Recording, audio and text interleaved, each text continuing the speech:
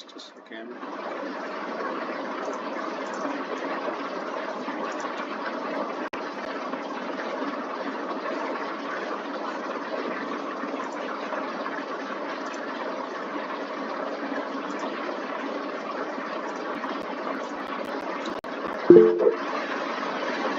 Okay, सो मेरा screen सबको दिख रहा है? थम्स अप कीजिए अगर दिख रहा है तो। Okay, thank you thank you, दिख रहा है। धन्यवाद धन्यवाद। ओके, तो आइए आज श्रीमद् भगवद गीता के तीसरे अध्याय चैप्टर 3 का दूसरे दिन का डिस्कशन को आरंभ करते हैं। ओके, जिसका किसी का भी कोई अगर क्वेश्चन है तो प्लीज़ आप उसे नोट करके रखें और लास्ट में आपको मौका दिया जाएगा, क्वेश्चन आंसर सेशन होगा तो उसमें आप पूछें, है ना। जब तक आपको बोला ना जाए प्लीज़ अपने आप को म्यूट ही रखिए ताकि मीटिंग में कोई डिस्टरबेंस ना हो। Okay, thank you so much.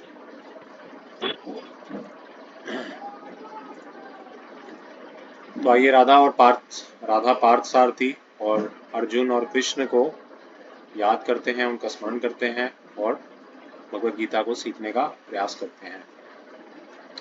जय श्री कृष्ण बलराम की जय। ओके, तो अध्याय 3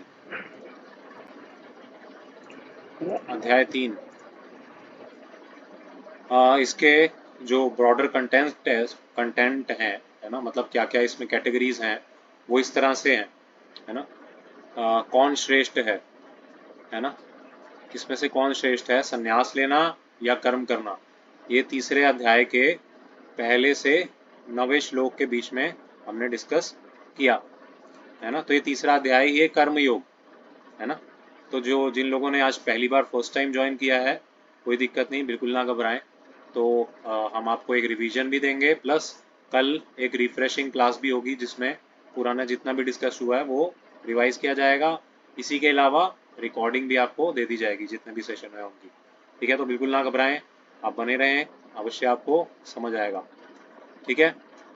तो इस तीसरे अध्याय के स्टार्टिंग में अर्जुन का एक प्रश्न था, है ना। अभी तक बस इतना याद रखिए कि अर्जुन भगवान कृष्ण के साथ कुरुक्षेत्र युद्ध में खड़े हैं, है ना। भगवान कृष्ण उनके सारथी बने हुए हैं और वो युद्ध करने के लिए तत्पर हैं।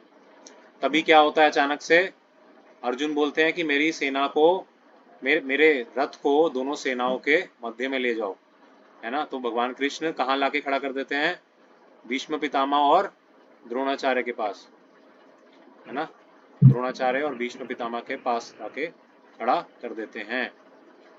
तो क्या होता है, जब वो अपने गुरु और अपने दादा परदादा यानी कि पितामह उनको देखते हैं तो वो मोह में आ जाते हैं, डर जाते हैं कि मुझे इनसे युद्ध करना पड़ेगा ही नहीं, इन्हें मारना भी पड़ेगा। तो ये विचार से ही वो भयभीत हो जाते हैं। तो उसके बाद, हरे कृष्णा राजन प्रभु जी, आप प्लीज म्यूट रखें अपने आप को, मैं म्यूट कर रहा हूँ, बार बार अनम्यूट कर रहे हैं। ओके। तो भगवान कृष्ण ने जानबूझ के अर्जुन को मोह में डाला ताकि वो देख के विचलित हो जाए। अभी तक तो बिल्कुल सही थे, है ना। क्यों, अगर सब सही चलता, अर्जुन युद्ध करते तो भगवत गीता कैसे सुनाई जाती। तो मेन उद्देश्य तो था भगवत गीता को सुनाना, भगवत गीता को समझाना, समझ रहे हैं आप। ओके, तो इसके बाद फिर दूसरे अध्याय में भगवान कृष्ण ने डांट लगाई अर्जुन को कि तुम ये कैसे कायरों जैसी नपुंसक वाली बातें कर रहे हो, तुम एक योद्धा हो, है ना, रणभूमि में खड़े हो, युद्ध करो, है ना, तुम क्षत्रिय हो, क्षत्रिय तुम्हारा कर्म है युद्ध करना, भले ही तुम्हारे रिश्तेदारी क्यों ना हो, युद्ध करो। और यही नहीं, तुम एक आत्मा हो, तुम शरीर नहीं हो, है ना। तो आत्मा का ज्ञान भगवान ने दूसरे अध्याय में दिया। फिर दूसरे अध्याय के अंत होते होते अर्जुन ने भगवान कृष्ण को अपना गुरु बना लिया कि आप मेरे अब गुरु हैं, आप मुझ पे क्या कीजिए, शासन कीजिए, है ना, जिसे कहते हैं हिंदी में हुकूमत चलाइए। तो इससे हमने सीखा कि गुरु जब तक ना हो तब तक हम उचित शिक्षा को प्राप्त नहीं कर सकते। तो जिन्होंने आज भी ज्वाइन किया, आई थिंक राजन प्रभु हैं और भी काफी लोग, जिन्होंने आज फर्स्ट टाइम ज्वाइन किया, आज मुझे टेम्पल में मिले थे। तो यही मैं बता रहा था कि बिना गुरु के गति नहीं है। बिना गुरु के आप ना स्कूल में कुछ सीख सकते हैं ना कॉलेज में। तो ये तो भगवान के तत्व का ज्ञान है, ये सीखना तो बहुत असंभव है ना। तो बिना गुरु के गति नहीं है। तो इसलिए अर्जुन ने कृष्ण को अपना गुरु स्वीकार किया। और फिर उसके बाद हमने देखा कि तीसरे अध्याय में अर्जुन बोलते हैं ठीक है, यहाँ तक तो मुझे सब समझ आ रहा है, सब सही लग रहा है, लेकिन अब दिक्कत क्या है। दिक्कत ये कि आप मुझे एक तरफ तो कह रहे हैं कि सन्यास लो, है ना। सन्यास का मतलब है ना सब कर्म के फलों को त्याग दो, है ना। और दूसरी तरफ कह रहे हो कि कर्म भी करो। तो अब क्या है कि आपने मुझे कंफ्यूज करके रख दिया, है ना। अर्जुन बोल रहे हैं कि भगवान आई एम कंफ्यूज नाउ, करना क्या है, मुझे कर्म करना है, मुझे कर्म नहीं करना, मुझे युद्ध करना है या मुझे युद्ध नहीं करना, है ना। भाई मुझे करना क्या है ये तो बताओ, है ना। ये इस तीसरे अध्याय की स्टार्टिंग थी, ठीक है। तो पहले श्लोक से 9वें श्लोक के बीच में इस चीज के ऊपर चर्चा हुई थी। और फिर तीसरे श्लोक से 9वें श्लोक में भगवान ने कहा युद्ध करो, अपना कर्तव्य निभाओ, पर बिना किसी आसक्ति के। फिर आज हम जो पढ़ेंगे 10वें श्लोक से 16वें श्लोक तक या 21वें श्लोक तक पढ़ेंगे, तो उसमें क्या बोलेंगे, कर्म कांड से कर्म योग की ओर जाओ, है ना। तो ये दोनों टर्म्स जहाँ बहुत डिफिकल्ट लगते हैं कई लोगों को, है ना। कितने लोगों को कंफ्यूजन है ना। अच्छा, जिन लोगों को कंफ्यूजन है वो थम्स अप करें कि भाई कर्म कांड कर्म योग है क्या असल में। ये बहुत सुना है, योग ये योग वो योग, है ना, ये सब है क्या। ओके, हार्दिक प्रभु, प्रीति माता जी, शिवानी, विकास, बाकी लोग हैं कि नहीं, आप भी रिस्पॉन्स कीजिए ना, हाँ ना। Okay okay, Puneet ji thank you, Monica ji thank you. Okay, अच्छा लग रहा है देख के कि भाई आप अटेंटिवली सुन रहे हैं, है ना। स्पीकर का भी उत्साह बढ़ा रहता है अगर लिसनर्स, सुनने वाले श्रोता जो हैं वो ध्यान से सुनते हैं, सुनते ही नहीं है नोट्स भी बनाते हैं, ठीक है। All right. तो आप डरे ना, कर्म कांड क्या है, कर्म योग क्या है, ये सब इतना इजी करके आपको समझा देंगे कि आपको कंफ्यूजन नहीं रहेगी आगे, ठीक है। आगे बढ़ते हैं। ओके, तो आज का दिन, सॉरी, कक्षा, हाँ, आज की कक्षा का उद्देश्य जो दिन 2 है हमारा तीसरे अध्याय का, उसका उद्देश्य क्या है ना, यज्ञ चक्र को समझना। अभी आगे समझेंगे क्या बात हो रही है यहाँ पे यज्ञ चक्र की। फिर सेकंड पॉइंट, जीवन में यज्ञ और सेवा का महत्व समझना, है ना। यज्ञ क्यों इम्पोर्टेंट है ना, और सेवा क्यों इम्पोर्टेंट है। और लोक संग्रह का मतलब है सामान्य जनों को शिक्षित करना, उसका क्या उद्देश्य है और वो क्यों करना है, लोक संग्रह क्यों करना है, ये भी हम सीखेंगे। ये आज के हमारे डिस्कशन के टॉपिक्स रहने वाले हैं। ओके, चलिए अब हम भगवान कृष्ण को और हमारे गुरु परंपरा आचार्यों को सबको प्रणाम करेंगे मंगलाचरण बोल के। आपकी भगवत गीता के प्रीफेस में ये दिया हुआ है, तो आप म्यूट रह के मेरे साथ साथ बोलें संस्कृत में। ओके। ओम अज्ञानातिमिरान्धस्य ज्ञानाञ्जनशलाकया चक्षुरुन्मिलितं येन तस्मै श्रीगुरवे नमः। श्रीचैतन्यमनोभीष्टं स्थापितं येन भूतले स्वयं रूप कदा मह्यं ददाति स्वपदान्तिकम्। वन्देऽहं श्रीगुरो श्रीयुतापदकमलं श्रीगुरून् वैष्णवांश्च श्रीरूपां साग्रजातां सहगण रघुनाथान्वितं तं सजीवं सावद्वैतं सावधूतं परिजनसहितं कृष्ण चैतन्यदेवं श्रीराधा कृष्णपादान् सहगण ललिता श्रीविशाखान्वितांश्च। हे कृष्ण करुणा सिंधु दीनबंधु जगतपते गोपेश गोपिका कांत राधा कांत नमस्तुते। तप्त कांचन गौरांगी राधे वृंदावनेश्वरी वृषभानुसुते देवी प्रणमामि हरिप्रिये। वाञ्छाकल्पतरुभ्यश्च कृपा सिन्धुभैव च पतितानां पावनेभ्यो वैष्णवेभ्यो नमो नमः। जय श्री कृष्ण चैतन्य प्रभु नित्यानंद, श्री अद्वैत गदाधर श्रीवास आदि गौर भक्त वृंद। हरे कृष्णा कृष्णा कृष्णा हरे हरे, हरे राम हरे राम राम राम हरे हरे।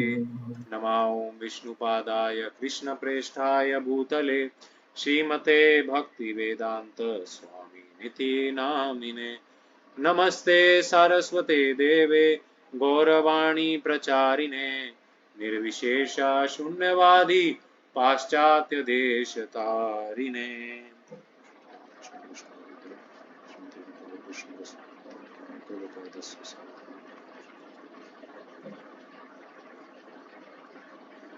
जय हरे कृष्णा। ओके, तो लास्ट क्लास का थोड़ा रिवीजन कर लेते हैं।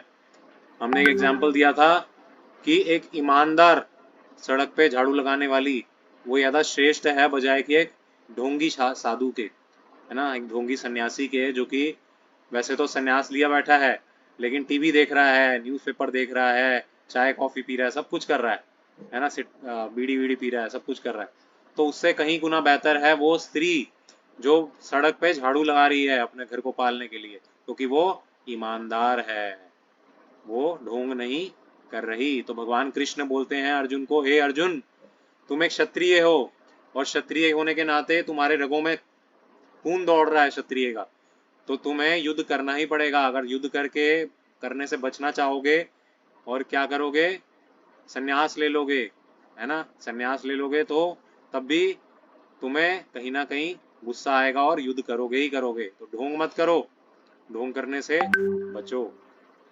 और फिर हमने देखा निष्काम कर्म योग। तो आइए दो जो टर्म्स हमने सीखे थे स्टार्टिंग में, कर्म कांड और कर्म योग, तो कर्म योग को समझते हैं। कर्म योग का मतलब क्या है ना, कर्म योग का मतलब है हम ये शरीर नहीं है, हम क्या है, आत्मा, है ना, इस चीज का ज्ञान होना, प्लस फल की आसक्ति का त्याग। यानी कि मैं कुछ कर्म करूंगा, जैसे मुझे जॉब करने जाना है, या मुझे धंधा करना है, या मुझे स्कूल जाना है ना, या मुझे कुछ भी काम करना है, लेकिन मुझे उससे आसक्त नहीं होना, है ना, कि भाई मुझे अगर अच्छा मिला, अरे बहुत खुश हो गया, अगर बुरा मिला बहुत मायूस हो गया, ऐसा नहीं होना। हमें क्या करना है, भगवान की सेवा के रूप में उसे करना है। कि घर को अगर मैं पाल रहा हूँ, ये जो बच्चे हैं ये भगवान कृष्ण के ही संतानें हैं, है ना, उनको मैं शिक्षित करने के लिए, उनको उनको सब भरण पोषण करने के लिए मैं कमा रहा हूँ, इस भाव से, है ना, आसक्ति के बिना, सुख दुख को समान रख के कर्म करना, उसे कहते हैं कर्म योग। उसे क्या कहते हैं, कर्म योग, निष्काम कर्म योग। समझ आया? पहले तो ये कि हम आत्मा है, हम शरीर नहीं है ना, शरीर के लिए दुख होते हैं लेकिन आत्मा के लिए दुख नहीं होते। प्लस किसी आसक्ति के बिना, है ना, घमंड आए बिना और बहुत डिप्रेशन में गए बिना कर्म करना, उसे कहते हैं निष्काम कर्म योग। और सर्वोच्च आस्था, सब कुछ भगवान को अर्पित करना है ना, यही बुद्धि योग से भक्ति योग की यात्रा है। तो भगवान, अगर हम कुछ समझते हैं, है ना, कि हम जीवात्माएं हैं, तो उसका उद्देश्य क्या है, अल्टीमेटली भगवान को सब कुछ अपना अर्पित कर देना, भगवान की शरणागति ले लेना, भगवान से प्रेम करना। ठीक है? और हमने जो पढ़ा था कल, उसका निष्कर्ष ये था, मतलब पिछले हफ्ते जो हमने पढ़ा था, केवल कर्म का त्याग व्यक्ति को मुक्त नहीं कर सकता, है ना भाई। सोचे सब छोड़ो घर बार, चलो हरिद्वार, बहुत से आपे हैं यहाँ पे, छोड़ो घर बार चलो हरिद्वार, बस इतना काफी है? नहीं, क्योंकि हरिद्वार जाके भी वो क्या सोचेगा, घर के बारे में, है ना, अरे मेरी गाड़ी सही है कि नहीं, मेरा बंगला सही है कि नहीं, मेरे बीवी बच्चे सही हैं कि नहीं, यही सोचता रहेगा। इसलिए छोड़ो घर बार चलो हरिद्वार काम की चीज नहीं है। अपना काम करते हुए आसक्तियों से मुक्त होना, ये भगवान सिखा रहे हैं। ठीक है? और निष्काम भाव से कर्म करते हुए भगवान को अर्पित करना ही कर्म योग है ना। तो कर्म योग की डेफिनेशन क्या है, निष्काम भाव से कर्म करते हुए भगवान को कर्म अर्पित करना, है ना। भाई मैंने काम किया क्योंकि मेरी ड्यूटी थी, अब हे कृष्ण ये आपको अर्पित, है ना। अब इसका जो भी रिजल्ट आए आप देखो, मैं तो अपने ईमानदारी से काम किया जैसा मुझे करना था, है ना। तो ये है कर्म योग, है ना। तो कर्म योगी बनो अर्जुन, कर्म योगी बनो, ऐसा कृष्ण बोल रहे हैं, भगवान कृष्ण हम सबको बोल रहे हैं अर्जुन के माध्यम से। इशारा अर्जुन की तरफ कर रहे हैं, लेकिन देख हम सबको रहे हैं, है ना। मतलब बोलना हम सबको चाह रहे हैं। फिर हमने समझा कल कि कर्म योग के माध्यम से व्यक्ति शुद्ध होता है और आगे भक्ति की ओर अग्रसर होता है ना। तो कर्म योग वो तरीका है जिसके माध्यम से व्यक्ति भक्ति में आगे बढ़ता है ना, आगे बढ़ता है और भगवान के निकट जाता है और पास जाता है भगवान के, है ना, और भगवान की सेवा करता है, भगवान को खुश करता है और अल्टीमेटली सब खुश हो जाते हैं उससे। चलिए, राधा जय श्री श्री राधा मदन मोहन की जय। भगवान का नाम लेते हुए आगे की आज क्लास स्टार्ट करते हैं।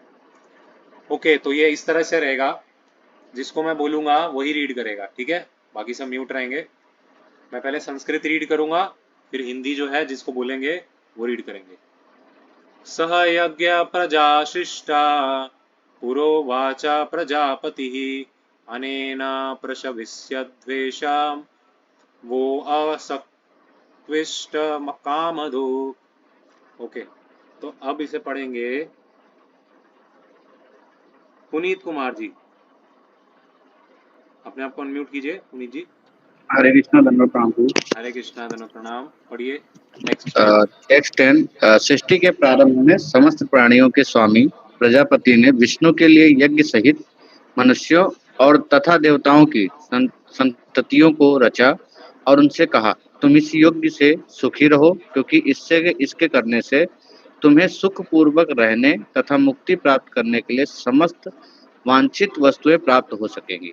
हाँ, अच्छा पहले मैं बता दूं, ये टेक्स्ट 10 टेक्स्ट 11 ये जो लिखा है ना, तो इसका मतलब है 3.10, मतलब तीसरे अध्याय का 10वां श्लोक, है ना। तो ये हम श्लोक का अर्थ पढ़ रहे हैं, हम एक एक श्लोक का अर्थ पढ़ रहे हैं साथ साथ, ठीक है। तो जिन जो जो नए आए हैं उनके लिए बता रहा हूँ। ओके, तो हमने क्या पढ़ा अभी, इन्होंने क्या पढ़ा।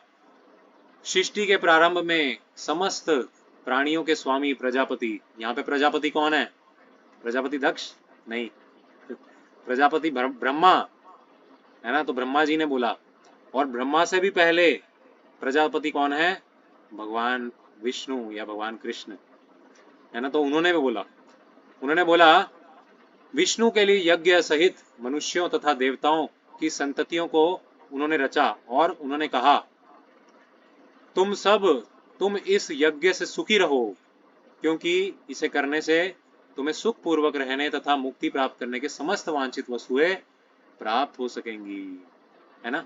तो यज्ञ, अच्छा आप में से कोई हैंड रेज करके बताना चाहेगा कि हमने जो लास्ट टाइम यज्ञ बोला था, है ना, याद होगा वो श्लोक, यज्ञार्थे कर्मणो न्यत्र लोकोयम कर्म बंधना। लास्ट श्लोक था पिछली स्लाइड का, मतलब 3.9। तो यज्ञ का मतलब क्या बताया था हमने लास्ट क्लास में, कौन बताना चाहेगा, हाथ खड़ा करके बताइए। जिसको पता है वो हैंड रेज कीजिए, मतलब वर्चुअली इसमें ऑप्शन होता है हैंड रेज का, वो क्लिक करना है। किसी को पता नहीं है यज्ञ का मतलब क्या है, लास्ट क्लास में सुना था जो जो आए थे। यश प्रभु आप बताना चाहोगे, आपको पता है। कृष्णा, यज्ञ का मतलब प्रभु मेरे अकॉर्डिंग ये होता है कि जो हमारे कुकर्म है, जो भी हमारे कर्म है, उनको हम आहुति दे के यज्ञ में अपने आप को ट्रांसफॉर्म करें। हाँ, वाह, बहुत अच्छा आंसर, थैंक यू, म्यूट कर लो। तो यज्ञ का मतलब है, हाँ पुनीत जी कुछ बोलना चाह रहे हैं आप। प्रभु अपनी इच्छाओं, जो हमारी जो इच्छाएं जागृत होती रहती हैं हर चीज को लेकर, जो ऐसी इच्छाएं होती हैं कि जिससे जिससे कहीं ना कहीं हमारे लिए परेशानी होती है, जो हमारे लिए नुकसान होती है, तो उन सबको आहुति देके अच्छे कर्म में लगाना, अच्छे कर्म के लिए प्रयास करना। हाँ एग्जैक्टली, तो यज्ञ का मतलब यहाँ पे सिर्फ वो वाला यज्ञ नहीं है कि आहुति दे दी और मतलब एक हवन कुंड बनाया उसमें यज्ञ किया, वो भी है, लेकिन यहाँ पे यज्ञ से मतलब है भगवान विष्णु के लिए यज्ञ करना, मतलब अपने कर्मों को भगवान को अर्पित करते हुए करना, यानी कि कर्म योग करना। कर्म योग को ही यहाँ पे यज्ञ बताया गया है। अपने जो भी कर्म करो भगवान को अर्पित करो, है ना, बिना किसी इच्छा के, बिना किसी और कामना के कर्म करो, है ना, अर्पित करते हुए कर्म करो, ये यज्ञ है ना। तो भगवान क्या कह रहे हैं यहाँ पे, या प्रजापति ब्रह्मा क्या कह रहे हैं, तुम इस यज्ञ से सुखी रहो, क्योंकि इसे करने से तुम्हें सुख पूर्वक रहने तथा मुक्ति प्राप्त करने के लिए समस्त वांछित वस्तुएं प्राप्त हो सकेंगी, है ना। तो यज्ञ करने से सब वांछित वस्तुएं मिलती हैं, है ना। और यहाँ पे एक यज्ञ जो बताया गया वो वाला भी यज्ञ है जो अग्निहोत्र यज्ञ होता है ना, अग्नि जलाते हैं फिर उसमें आहुति डालते हैं। आगे हम पढ़ेंगे कैसे, ठीक है। नेक्स्ट श्लोक पढ़िए पुनीत जी। यज्ञ के द्वारा प्रसन्न होकर देवता तुम्हें भी प्रसन्न करेंगे और इस तरह मनुष्यों तथा देवताओं के मध्य सहयोग से सबों को संपन्नता प्राप्त होगी। तो ये जो यज्ञ है, ये जो यज्ञ की विधि होती है ना, ओम अग्नये स्वाहा, ओम इंद्राय स्वाहा, ओम सन, ऐसे करते हैं ना पुरोहित जी, ऐसे बोलते हैं और यज्ञ में आहुति डलवाते हैं, घी डालते हैं, है ना। तो ये जो यज्ञ की विधि है ना, ये ओरिजिनली इस कारण से थी कि देवताओं में और मनुष्यों में परस्पर एक संबंध बना रहे, है ना, एक संबंध बना रहे। क्यों? क्योंकि देवता प्रसन्न होते हैं और क्या करते हैं, हमें सब खाद्य पदार्थ, अन्न और वर्षा ये प्रदान करते हैं। अभी हम आगे पढ़ेंगे, आगे पढ़िए। टेक्स्ट द्वारा जीवन की विभिन्न आवश्यकताओं की पूर्ति करने वाले विभिन्न देवता यज्ञ संपन्न होने पर प्रसन्न होकर तुम्हारी सारी आवश्यकताओं की पूर्ति करेंगे, किंतु जो इन उपहारों को देवताओं को अर्पित किए बिना भोगता है वह निश्चित रूप से चोर है। हाँ, तो कह रहे हैं कि जीवन की विभिन्न आवश्यकताओं की पूर्ति करने वाले विभिन्न देवता यज्ञ संपन्न होने पर प्रसन्न होकर तुम्हारी आवश्यकताओं की पूर्ति करेंगे, है ना। किंतु जो इन उपहारों को देवता को अर्पित करे बिना भोगता है वो निश्चित रूप से क्या है, चोर है ना। तो ब्रह्मा जी कह रहे हैं कि जो भी करो, है ना, बुरा नहीं है ना। हम कहते हैं कि हमें भगवान हमें अच्छा घर दो, अच्छा गाड़ी दो, बंगला दो, पति पत्नी दो, जो भी है ना, वो कहना गलत नहीं है। लेकिन आप पहले भगवान को अर्पित करो ना कुछ, आप भगवान के लिए सेवा करो, भगवान को या किसी देवी देवता को जिनकी आप प्रसन्न करना चाह रहे हो उनको कुछ दें, भेंट दें। जैसे आपको एक एनालॉजी देता हूँ, एक एग्जांपल देता हूँ। जैसे दो फ्रेंड्स हैं, है ना, आप समझिए एक फ्रेंड है और दूसरा फ्रेंड है ना। एक फ्रेंड को दूसरे फ्रेंड की नीड है ना। तो वो दूसरा फ्रेंड, है ना, पहले वाले फ्रेंड को बिना उसके मांगे देगा, दे सकता है, चांसेस हैं। लेकिन जब तक दूसरा फ्रेंड, है ना, दूसरा फ्रेंड उसको विनम्रता से बोले ना, हे फ्रेंड, हे मेरे मित्र, मुझे यार बहुत ज़रूरत है इस चीज़ की, क्या आप मुझे देंगे, है ना। और मैं यही नहीं, मैं इसके लिए आपका आभारी रहूँगा, सदा आपको आपकी सेवा करूँगा। जब हम ऐसे बोलते हैं, है ना, तो क्या होगा, वो फ्रेंड जो है ना उसको और ज़्यादा करुणा आएगी, अरे भाई नहीं, मुझे अब तो करना ही पड़ेगा, अब तो करना ही पड़ेगा यार, मेरा फ्रेंड भी है और ये मुझे, है ना, उपहार भी दे रहा है ना। तो ऐसे ही देवी देवता भी है ना, वो भी ऐसे फील करते हैं जब हम उन्हें कुछ उपहार दें, है ना, मतलब यज्ञ करें उनके लिए, तो वो क्या हो जाते हैं, ऑब्लाइज हो जाते हैं। वो कहते हैं नहीं, अब मुझे इसके लिए कुछ करना है, तो फिर वो कृपा करके वर्षा करते हैं। इसका मतलब ये नहीं है, वो उनका वैसे भी धर्म है करना, है ना। अगर आप नहीं भी करेंगे यज्ञ तो सूर्य देवता तो आते ही हैं रोज। ऐसा कभी हुआ है कि सूर्य देवता नहीं आए? हम पंचुअल नहीं होते, हम उठने में देरी कर देते हैं। हम कभी 6 बजे उठ रहे हैं, कभी 4 बजे उठ रहे हैं, कभी तो 8 बजे तक सोए जा रहे हैं, है ना। लेकिन सूर्य देवता वो अपने टाइम के पक्के हैं, वो जब उन्होंने आना है उन्होंने आना है ना। तो ये इससे हम सीख सकते हैं कितना पंचुअल हैं वो लोग। ठीक है, आगे बढ़ते हैं। तो विभिन्न देवी देवता, है ना, माता लक्ष्मी धन की देवी, है ना, धन सौभाग्य, है ना, कहते हैं ना, सुख संपत्ति घर आवे, है ना। तो माता लक्ष्मी, उनकी उपासना दिवाली वाले दिन किनकी उपासना होती है? लक्ष्मी गणेश, है ना। तो वो फाइनेंस मिनिस्टर है। फिर गणेश जी शुभ लाभ, है ना, विघ्नहर्ता कहते हैं ना, तो ये हरने वाले हैं। शिव जी महादेव, देवों के देव, है ना, भोले भंडारी, ये वैष्णवों में भी सर्वश्रेष्ठ हैं और सृष्टि के संहारक भी हैं, है ना। सरस्वती देवी, विद्या के, एजुकेशनल डिपार्टमेंट, है ना, विद्या की देवी, कुछ भी सीखना हो, विद्यार्थी हो, तो सरस्वती जी के पास जाते हैं। सूर्य देवता, सूर्य देवता अपने रथ पे बैठ के पूरे ब्रह्मांड के चक्कर लगाते रहते हैं, है ना। सूर्य देवता कभी थकते नहीं है, कोई रेस्ट नहीं लेते, उन्होंने रेस्ट ले लिया तो हम सब का भी रेस्ट इन पीस हो जाएगा। हम सब भी चले जाएंगे, क्यों? सूर्य से ही अन्न उगता है, हमें खाने को मिलता है, हमारा टेम्परेचर अर्थ का, पृथ्वी का मेंटेन रहता है, तो इतने इंपॉर्टेंट है, सारे देवता बहुत इंपॉर्टेंट है। ओके। तो इसको पढ़ेंगे मोनिका माता जी। भगवान द्वारा बताए गए यज्ञ के माध्यम से हमारे खाने योग्य पदार्थ शुद्ध होते हैं। हाँ हमारा बोले। अस्तित्व शुद्ध होता है, हमारी स्मृति के सूक्ष्म तंतु शुद्ध होते हैं और स्मृति भी पवित्र होती है। हम मुक्ति के बारे में ये सोचते हैं, यह हमें कृष्ण भावना की ओर ले जाता है।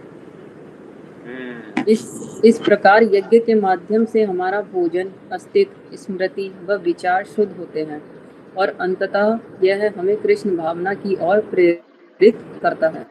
हाँ, थैंक यू माता जी। तो यहाँ पे क्या बताया गया है? यहाँ पे कर्म का चक्र बताया गया, जो हमने कर्म का चक्र डिस्कस किया था ना स्टार्टिंग में, आज का टॉपिक है, तो वो यही है ना। तो भगवान जो बता रहे हैं, भगवान क्या बता रहे हैं? हमने स्टार्टिंग में एक शब्द बोला था कर्म कांड, है ना, सबको कंफ्यूजन थी ना उस कर्म कांड में, क्या है कर्म कांड? तो कर्म कांड का मतलब है रीति रिवाज, है ना। भक्ति उसमें नहीं होती, भक्ति मतलब शुद्ध प्रेम के साथ, है ना, प्रेम के साथ, बिना किसी स्वार्थ के, है ना, उसके बदले में मुझे कुछ नहीं चाहिए। हे राधा कृष्ण, मैं आपका नाम जप करूंगा, मुझे बदले में कुछ नहीं चाहिए, मुझे बस आपकी सेवा चाहिए, प्रेममयी सेवा चाहिए, तो वो है भक्ति। लेकिन कर्मकांड क्या है? कर्मकांड, हे माता रानी, मैं आप, है ना, माँ मुरादे पूरी कर दे, हलवा बांटूंगी, है ना, हलवा तभी बांटूंगी जब मुरादे पूरी होंगी। तो ये क्या है? एक सॉर्ट ऑफ बिजनेस है ना, तो इसे कहते हैं कर्मकांड। हम रिचुअल करते हैं, है ना, हम पूजा करते हैं, भले घंटी जलाते हैं, लेकिन क्या मांगते हैं? सुख संपत्ति घर आवे, कष्ट मिटे तन का, है ना। तो क्या उनका यही डिपार्टमेंट है कि कष्ट मिटाओ, है ना, सुख संपत्ति घर में लाओ, है ना। भगवान इससे प्रसन्न नहीं होते, इससे इतने प्रसन्न नहीं होते। हाँ ठीक है, एटलीस्ट इतने खुश होते हैं कि भाई चलो और किसी के पास नहीं गया, मेरे पास तो आया तो सही कम से कम, तो इससे भी खुश हो जाते हैं। बट फिर भी सबसे बेस्ट खुश वो तब होते हैं जब कोई अपना हृदय उनको दे देता है। हे कृष्ण, आज से मेरा हृदय आपका, आज से आपका नाम लेना ये मेरा जीवन है, आज से आपकी भगवत गीता पढ़ना, उसे समझना, अपने जीवन में उतारना, यही मेरे जीवन का लक्ष्य है। आज से मैं सबके साथ विनम्रता से पेश आऊंगा, आज से मैं सहिष्णु रहूंगा, मैं सहनशील बनूंगा, मैं सत्य बोलूंगा, मैं आज्ञाकारी बनूंगा, है ना, ये सब गुण विकसित करना, है ना। इससे भगवान अति प्रसन्न होते हैं, है ना।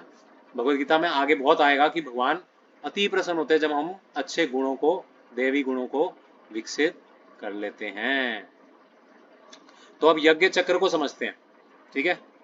तो भगवान द्वारा बताए गए यज्ञ के माध्यम से, है ना, भगवान ने क्या बताया, या प्रजापति ब्रह्मा, उन्होंने क्या बताया कि तुम प्रसन्न रहोगे, कैसे, है ना, आहार शुद्ध करके। आहार शुद्ध कैसे होगा? है ना, हमारे खाने योग्य पदार्थ शुद्ध होते हैं हमारी अस्तित्व शुद्ध होने से, है ना। पहले तो हम यज्ञ करते हैं, जो भी हमें मिला, यज्ञ का मतलब होता है सेक्रीफाइस। हमें अगर सपोज आपकी इनकम आई, है ना, सपोज 1 लाख रुपए आई, तो 1 लाख रुपए में से आपने 20% या 10%, है ना, 10,000 रुपये, 20,000, जो भी है, वो आपने क्या किया, वो भगवान को दे दिया, भगवान की सेवा में लगा दिया। अभी जन्माष्टमी आ रही है, आपने कहा ठीक है भगवान, ये मेरी सैलरी थी 1 लाख, उसमें से 20,000 आपका, तो ये क्या हो गया? यज्ञ। यज्ञ का मतलब है सेक्रीफाइस, है ना, अपने जो आप कमा रहे हैं, जो भी ले रहे हैं, उसे भगवान को अर्पित करना। इसी तरीके से एक किसान है ना, वो क्या है, फसल उगाता है ना, वो फसल कैसे उगाता है? जब बारिश होती है। और बारिश कैसे होती है? जब देवी देवता प्रसन्न होते हैं, है ना, इंद्र देवता स्पेशली, है ना, वो वर्षा करते हैं। और वो वर्षा कब करते हैं? जब उनका हवन किया जाता है, यज्ञ किया जाता है ना। तो खाना हमारा जो प्रसाद निकलता है, खाना जो हम जैसे फल सब्जियां वगैरह निकलती है, तरकारियां, वो मिट्टी से निकलती है ना, वो शुद्ध होती है। वो कैसे शुद्ध होती है? जब हमारा अस्तित्व शुद्ध होता है ना, उसके शुद्ध होने से हमारा अस्तित्व शुद्ध होता है। और हमारी स्मृति के सूक्ष्म तंतु शुद्ध होते हैं और स्मृति भी पवित्र होती है ना। अगर हमारा आहार अच्छा होगा, अगर हम अच्छी चीज खाएंगे। अच्छा, पिछली बार बहुत लोगों को डाउट था, अरे प्रभु जी बाहर क्यों नहीं खा सकते? अरे प्रभु जी ये या तो तीखा मिर्च मसाले वाला चटपटा ये सब क्यों नहीं खा सकते? अरे प्रभु जी गोलगप्पे बड़े पसंद हैं, ये क्यों नहीं खा सकते? हमने कहा खाइए, लेकिन घर में बनाइए, भगवान को भोग लगाइए, फिर खाइए, है ना।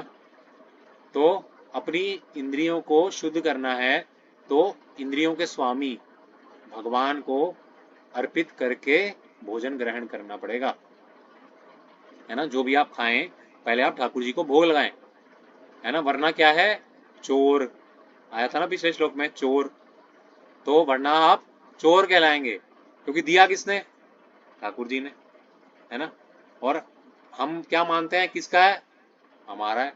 तो कि चोरी हुई कि नहीं हुई? जिसकी प्रॉपर्टी है उसको ना देके आपको ये मेरा है, तो क्या है? ये चोरी नहीं है तो क्या है ना। तो इसलिए जो भी आपका उगता है उसे अपने आप को शुद्ध करने के लिए भगवान को अर्पित करो, है ना। इससे हमारी स्मृति के सूक्ष्म तंतु, है ना, जैसे हमारे जो न्यूरॉन्स हैं, हमारे ब्रेन में ना बहुत सारे न्यूरॉन्स हैं, वो आपस में इलेक्ट्रिक शॉक से कम्युनिकेट करते रहते हैं, है ना। वो शुद्ध कैसे होते हैं? इसका साइंटिफिक लॉजिक है। वो शुद्ध होते हैं जब हमारा खान पान शुद्ध होता है ना, ज़्यादा बासा नहीं होता, बहुत ज़्यादा खट्टा तीखा मिर्च मसाले वाला नहीं होता, एकदम शुद्ध शाकाहारी, है ना, वैष्णव भोजन, है ना, जिसमें भगवान को अर्पित हो, तुलसी दल हो, है ना, लहसुन प्याज ना डला हो, है ना, अच्छा शुद्ध खाना वो डला हो, है ना। तो वो जब हम खाते हैं तो उससे क्या होता है? हमारे सूक्ष्म तंतु जो है ना, हमारे ब्रेन के सेल्स हैं, वो डेवलप होते हैं, वो शुद्ध होते हैं, है ना। पुरानी आदतें, गंदी गंदी आदतें, ये हम सबका अनुभव है, जिनको भी भक्ति में कुछ साल हुए हैं या कुछ महीने भी हुए हैं, है ना, उन्होंने ये चीज़ महसूस की है कि भक्ति में आने से पहले मैं बहुत गुस्सा करता था, है ना, या फिर मैं बहुत लड़ता था, सब लोगों से लड़ता रहता था, या मैं बहुत डिप्रेशन में रहता था, है ना, मेरा बीपी हमेशा हाई रहता था, है ना, या मेरी शुगर बहुत हाई रहती थी, या मैं बहुत टेंशन में रहता था, स्ट्रेस लेवल बहुत हाई रहता था, है ना, या मन एक जगह पे टिकता ही नहीं था, है ना। ऐसे बहुत लोगों के एग्जाम्पल है, मेरा खुद का भी। लेकिन भक्ति में आने के बाद, है ना, भगवान का श्री कृष्ण प्रसाद पाने के बाद, खाने के बाद, है ना, अब हमारे को ये चीज़ें पता भी नहीं क्या है ना, इतनी जल्दी सब से फ्री हो जाते हैं। कोई हमें बोल भी देना, अरे तुम ये हो, तुम वो हो, हमें लगता है क्या सही तो बोल रहा है भाई, क्या उसमें क्या रिएक्शन दे, है ना। हमारे अंदर विनम्रता आ जाती है ना, उसको ज़्यादा, है ना, ये नहीं ईंट का जवाब पत्थर से देना, है ना। आज के टाइम में इतने सारे वो तलाक हो रहे हैं, इतने सारे झगड़े हो रहे हैं, अलग हो रहे हैं, क्यों हो रहे हैं? सहनशीलता ही नहीं है। सहनशीलता क्यों नहीं है ना, क्योंकि उनके सूक्ष्म तंतु विकसित नहीं है, वो घमंड में रहते हैं, उनको अपना घमंड बहुत प्यारा होता है, रिश्ते से भी ज़्यादा प्यारा होता है घमंड। तो इसलिए वो सूक्ष्म तंतु को अगर सही करना है तो आहार को शुद्ध करना है ना। ये हमारे हर शास्त्र बताता है कि आहार को शुद्ध करना बहुत इंपॉर्टेंट है, बहुत जरूरी है। ओके, इससे क्या होता है? हमारे सूक्ष्म तंतु शुद्ध होते हैं, फिर उससे क्या होता है? फिर हम मुक्ति के बारे में सोच सकते हैं, है ना। तब हम जाके हम सोच सकते हैं कि हम इस जन्म मृत्यु के चक्कर से कभी निकलेंगे, है ना। उससे पहले हम सोच नहीं पाते, उससे पहले बस मैं, मेरा मेरा शरीर, मेरे बच्चे, मेरे पति, मेरा पत्नी, मेरा ये, मेरा वो, मेरा मेरा कपड़ा, मेरा धोती, मेरा ये, है ना, बस इसी सब में ही हम रह के रह जाते हैं, यहीं के यहीं पे प्राण छोड़ देते हैं। इससे ऊपर उठ ही नहीं पाते कि भाई मुझे परलोक भी जाना है, परलोक में मेरी क्या सेवा रहेगी, मुझे क्या उसकी तैयारियां करनी है ना। भाई एक समझदार व्यक्ति होता है ना, वो अगर ट्रैवल कर रहा है किसी ट्रेन से, तो वो तैयारी करता है ना, भाई मैं जब डेस्टिनेशन में उतरूंगा मैं कहाँ से जाऊंगा, क्या रूट बनाऊंगा, मेरे को टैक्सी लेनी पड़ेगी, है ना, यहाँ पे खर्चा ज़्यादा होगा, मैं ओला उबर बुक कर लूंगा, या कोई मुझे रिसीव करने आएगा। सोचते हैं कि नहीं सोचते? यस करिए ऐसे, थम्स अप अगर सोचते हैं आप तो। सोचते हैं? हाँ, हर कोई समझदार व्यक्ति सोचता है ना। जो थोड़ा सा कम समझदार होगा, बुद्धिमान नहीं होगा, वही, उसको कोई लेना देना नहीं भाई। जब जर्नी में बैठे हैं, पहुंच जाएंगे, पहुंचना होगा तो, नहीं पहुंचेंगे तो भी ठीक है। ऐसे कौन सोचता है? बुरा की सोचता है ना? तो हमारे जो परलोक जाने की जर्नी है उसके बारे में हम कब सोच पाएंगे? जब हमारे ये न्यूरॉन्स, हमारे सूक्ष्म तंतु विकसित होंगे, जब हमारा खाना शुद्ध होगा, है ना? इससे फिर हम धीरे धीरे कृष्ण भावना की ओर आ जाते हैं। आप ये चित्र देखिए, यहाँ पे ऊपर प्रभुपाद जी हैं। प्रभुपाद जी क्या करते थे? 70 साल की उम्र में प्रभुपाद जी हमारे संस्था के आचार्य है ना, जिन्होंने इस संस्था को बनाया, फॉर्म किया, है ना। ये 70 साल की उम्र में 2 हार्ट अटैक लेके भी मालवाहक जहाज से अमेरिका गए। और क्या करते थे वहां पे? कौन लोग होते थे? हिप्पी लोग, है ना। ये देख रहे हैं आप नीचे हिप्पी लोग कैसे कैसे बन के रहते थे, बाल ही नहीं काटते थे, नहाते नहीं थे कई कई दिनों तक, है ना। तो प्रभुपाद जी ने क्या किया? अपने हाथों से खाना बनाया, इनके लिए प्रसाद बनाया, भगवान को ऑफर किया, भगवान के सामने अर्पित किया भोजन, है ना। और इन सबको खिलाया। और ये खा खा के ना ऐसे जूठा छोड़ जाते थे वहीं पे, ना प्लेट तक नहीं उठाते थे। प्रभुपाद जी सारे बर्तन इनके मांजते थे, धोते थे। एक बुजुर्ग व्यक्ति, सोचो 70-75 साल का, बर्तन धोते थे इनके, फिर पूरे जगह साफ करते थे, पूरा पोछा वोछा लगाते थे, है ना। ये करते रहते थे, इतना सहते थे, इतनी सेवा करते रहते थे। और इसका रिजल्ट क्या हुआ? वो सब कृष्ण भक्त बन गए। नीचे वाली पिक्चर में देखो, है ना। उनको प्रसाद वगैरह देते थे, थाली भर भर के, खूब वैरायटियां बनाते थे, और कहते थे जी भर के खाओ, यहाँ गले तक भर के खाओ, इसे ऐसे बोलते थे, है ना। और ये लोग बड़े खुश हो जाते थे, क्योंकि इनके देश में तो कोई इनको पूछता ही नहीं, है ना। तो प्रभुपाद जी आके इतनी सेवा कर रहे हैं इनकी, है ना। तो ये इतना ज्यादा इनके दिलों को छू गई ये बात, है ना, कि ये इन्होंने अपना जीवन ही प्रभुपाद जी को दे दिया, है ना। हरे कृष्णा हरे कृष्णा हरे रामा, बस यही करते हैं, है ना, पूरी जीवन। इतने शुद्ध वैष्णव बन गए हैं। हम और आप इतने शुद्ध नहीं होंगे जितने ये शुद्ध हो गए। ये लोग अमेरिकन बॉडी में, बाहर के, है ना, मलेच जाति के होते हुए भी, है ना, जो सब खाते थे बचपन से ही, इनको मांस मच्छी खिलाई जाता है ना, ऐसी जगह पे जन्म लेके भी ये लोग शुद्ध वैष्णव बन गए, है ना। कैसे? आहार शुद्ध करके, भगवान को भोग लगा के खा के, है ना। इस प्रकार यज्ञ के माध्यम से हमारा भोजन, अस्तित्व और स्मृति का वह विचार शुद्ध होते हैं, और अंततः हम कृष्ण भावना की ओर आगे बढ़ते हैं। ओके। तो अब अगले जो श्लोक आ रहे हैं बहुत महत्वपूर्ण श्लोक है। यज्ञ शिष्टासिना संतो मुच्यन्ते सर्व किल विषय भुंजते ते त्वगम पापम ये पचन्त्यात्म कारणात्। ओके, हार्दिक प्रभु पढ़िए।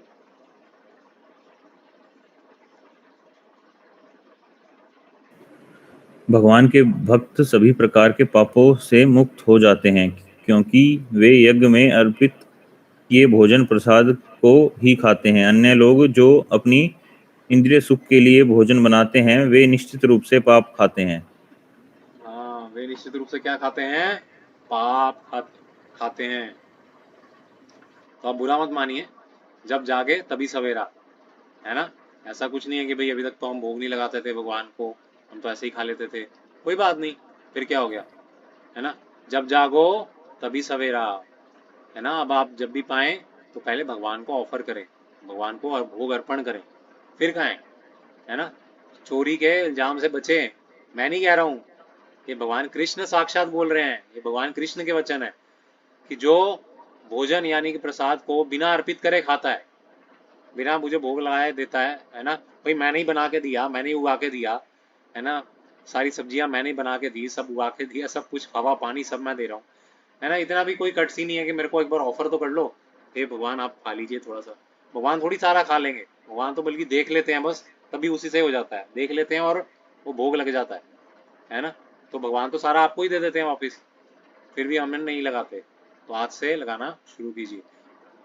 स्नेहा जी बाद में लास्ट में क्वेश्चन लेंगे, ठीक है। आप अपना क्वेश्चन नोट कर लीजिए, आप अपना हैंड रेस नीचे कर सकते हैं। अन्नाद् भवति भूतानि पर्जन्यान्न संभवा यज्ञाद् भवति पर्जन्यो यज्ञ कर्म समुद्भव। पढ़िए हार्दिक जी। सारे प्राणी अन्न पर आश्रित हैं, जो वर्षों से उत्पन्न होता है, वर्षा वर्षा से उत्पन्न होता है। वर्षा यज्ञ संपन्न करने से होती है, और यज्ञ नियत कर्मों से उत्पन्न होता है। हाँ, तो हमने बताया ना, सारे प्राणी अन्न पर निश्चित निर्भर है ना। खाना तो सबको चाहिए भाई, पापी पेट का सवाल है है ना, कहते हैं ना। तो खाना सबको चाहिए, मतलब खाने से ही हम जीते हैं। तो अब खाना हमें मिलता कहाँ से है? बारिश होती है तब मिलता है। बारिश होती कैसे है ना? बारिश होती है तो तभी उगता है ना फसल। बारिश नहीं होती तो फसलें मुरझा जाती हैं, बेचारे किसान लोगों को घाटा हो जाता है कभी कभार बहुत, है ना। तो वर्षा यज्ञ संपन्न करने से होती है, ये काफी लोगों को नहीं पता। जब हम यज्ञ करते हैं ना, आहुति डालते हैं यज्ञ में, है ना, या हम कोई और यज्ञ करते हैं, जैसे हरि नाम का जाप भी एक यज्ञ है। जब हम कोई भी यज्ञ करते हैं ना, यज्ञ मतलब सेक्रीफाइस, जब हम कुछ करते हैं, सेक्रीफाइस करते हैं, तो उससे भगवान का ये नियम है, प्रकृति का ये नियम है कि उससे वर्षा होती है। मैं आपको कुछ एक्सपीरियंसेस बताता हूँ, रियलिटी है, रियल लाइफ है ना, एक कोई सोच वो नहीं है बनावटी स्टोरी। हैदराबाद की घटना है। हैदराबाद में एक प्रांत था, है आज भी है ना। वहां पे पिछले 12 साल से वर्षा नहीं हुई, 12 साल से। तो पूरा का पूरा प्रांत एकदम जर्जर हो चुका था, है ना, पूरा जर्जर हो चुका था। मतलब वहां की मिट्टी एकदम सूख चुकी थी, जैसे होता है ना दरारें पड़ जाती है, ड्रॉट्स, ड्रॉट्स कहते हैं इंग्लिश में, है ना, वो अकाल पड़ गया था, है ना। तो बिल्कुल ही बंजर हो गई थी जमीन। तो वहां के जो लोग थे, है ना, वो बहुत दूर ट्रैवल करके आते थे प्रसाद, मतलब खाना खाने के लिए, करने के लिए। बहुत बेचारे, कितने लोग तो ऐसे ही मर जाते थे तड़प तड़प के। हमारे संकीर्तन के भक्त लोग, ये सन 19 95 की बात है, सन 1995 या 96 ऐसे कुछ बात है। तो हमारे भक्त लोग, हैदराबाद इस्कॉन का जिस मंदिर वहां बन ही रहा था, वो लोग वहां गए और उन्होंने जानते क्या किया? वहां बैठ के 8 से 10 घंटे तक लगातार हरे कृष्णा कीर्तन किया, गाया और खूब नाचे, खूब नाचे वहां। हरे कृष्णा कृष्णा कृष्णा हरे हरे, हरे राम राम राम हरे हरे, खूब नाचे। और आप मानेंगे नहीं, 12 सालों के बाद वहां पे घनघोर वर्षा हुई, घनघोर वर्षा। मतलब लोग हैरान हो गए कैसे वर्षा हो सकती है इस एरिया में। तो ये यज्ञ करने की वजह से हुआ। कौन सा यज्ञ? संकीर्तन का यज्ञ, है ना। तो इतना विश्वास हमें भगवान के नामों पे होना चाहिए, है ना। ये जब हम यज्ञ के रूप में करते हैं, हे कृष्ण हम आपको अर्पित करते हैं एक नाम, इस भावना से जब आप नाम का जाप करते हैं ना, तो वो यज्ञ बन जाता है, हवन बन जाता है। तो उससे वर्षा भी होती है ना। अगर वर्षा नहीं हो रही, अगर जरूरत है वहां पे उस एरिया में, तो वहाँ वर्षा भी होती है। ऐसे बहुत सारे एग्जाम्पल है, ये मैंने एक एग्जाम्पल दिया। प्रभुपाद जी के टाइम पे भी ऐसा हुआ। आप लॉस एंजलिस की घटना सर्च कर सकते हैं नेट पे। प्रभुपाद के टाइम पे भी ऐसा हुआ, एक जगह पे बारिश नहीं हो रही थी, बहुत वो था, वहाँ पे अचानक से बारिश होने लगी जंगलों में, ठीक है। और यज्ञ नियत कर्मों से उत्पन्न होता है ना। यज्ञ नियत कर्मों से उत्पन्न होता है, मतलब आपकी रिस्पॉन्सिबिलिटी है भाई, नाम जाप डेली करना आपकी रिस्पॉन्सिबिलिटी है, अपने परिवार का भरण पोषण करना आपकी रिस्पॉन्सिबिलिटी है। अर्जुन की रिस्पॉन्सिबिलिटी थी युद्ध करना, क्योंकि वो क्षत्रिय था, है ना, सोल्जर था, योद्धा था, तो उसकी रिस्पॉन्सिबिलिटी थी। तो अपनी जब हम जिम्मेदारी अच्छे से करते हैं, तो उससे यज्ञ माना जाता है, वो यज्ञ के रूप में माना जाता है। तो सब देख रहे हैं कैसे लिंक है। जब आप अपना काम अच्छे से करते हैं ना, ईमानदारी से करते हैं, अपने सारे धर्मों को निभाते हैं, सबसे बड़ा धर्म आपका भगवान के प्रति है, जब उसको निभाते हैं ना आप, तो क्या होता है? तब हमें खाने को मिलता है। मतलब ये सर्कल है, ये लाइफ साइकिल है। अच्छा कर्म करो, कर्मयोग करो, है ना, क्या होगा? उससे यज्ञ होगा। यज्ञ करो, उससे क्या होगा? वर्षा होगी। वर्षा होगी, उससे क्या होगा? भोजन आएगा। भोजन आएगा तो क्या होगा? मानव सभ्यता फलेगी, फूलेगी, है ना, अच्छे से ग्रो करेगी, इंटेलिजेंट पीपल आएंगे। ठीक है, आप समझ आ रहा है कुछ कुछ आपको यज्ञ चक्र, है ना? कितने लोगों को समझ आ रहा है? थम्स कीजिए। Okay okay, good. जिसको नहीं आएगा प्लीज पूछना, फील फ्री, बट लास्ट में, ठीक है। ओके, आगे पढ़िए। अच्छा हार्दिक प्रभु, आप, थैंक यू, आपने पढ़ लिया, और भी लोगों को भी चांस देते हैं। ओके, राजन जी। हाँ जी। हाँ, ये पढ़िए 15 नंबर श्लोक से। वेदों में नियमित कार्यों का विधान है और ये साक्षात श्री भगवान परम ब्रह्मा के प्रकट हुए हैं। फलतः सर्वव्यापी ब्रह्मा यज्ञ कर्मों से सदा स्थित रहता है। हाँ, तो यहाँ पे बताया जा रहा है वेदों में नियमित कर्मों का विधान है ना, और ये साक्षात श्री भगवान से प्रकट हुए हैं, है ना। तो जो भी ये कर्म कांड जितने भी हमने बताए, तो ये कर्म कांड भी भगवान ने ही बताए। ऐसा नहीं है कि भगवान ने नहीं बताया, भगवान ने ही बोला है भाई यज्ञ करो, आहुति डालो, है ना। फलतः सर्वव्यापी ब्रह्म यज्ञ कर्मों से सदा स्थित रहता है ना।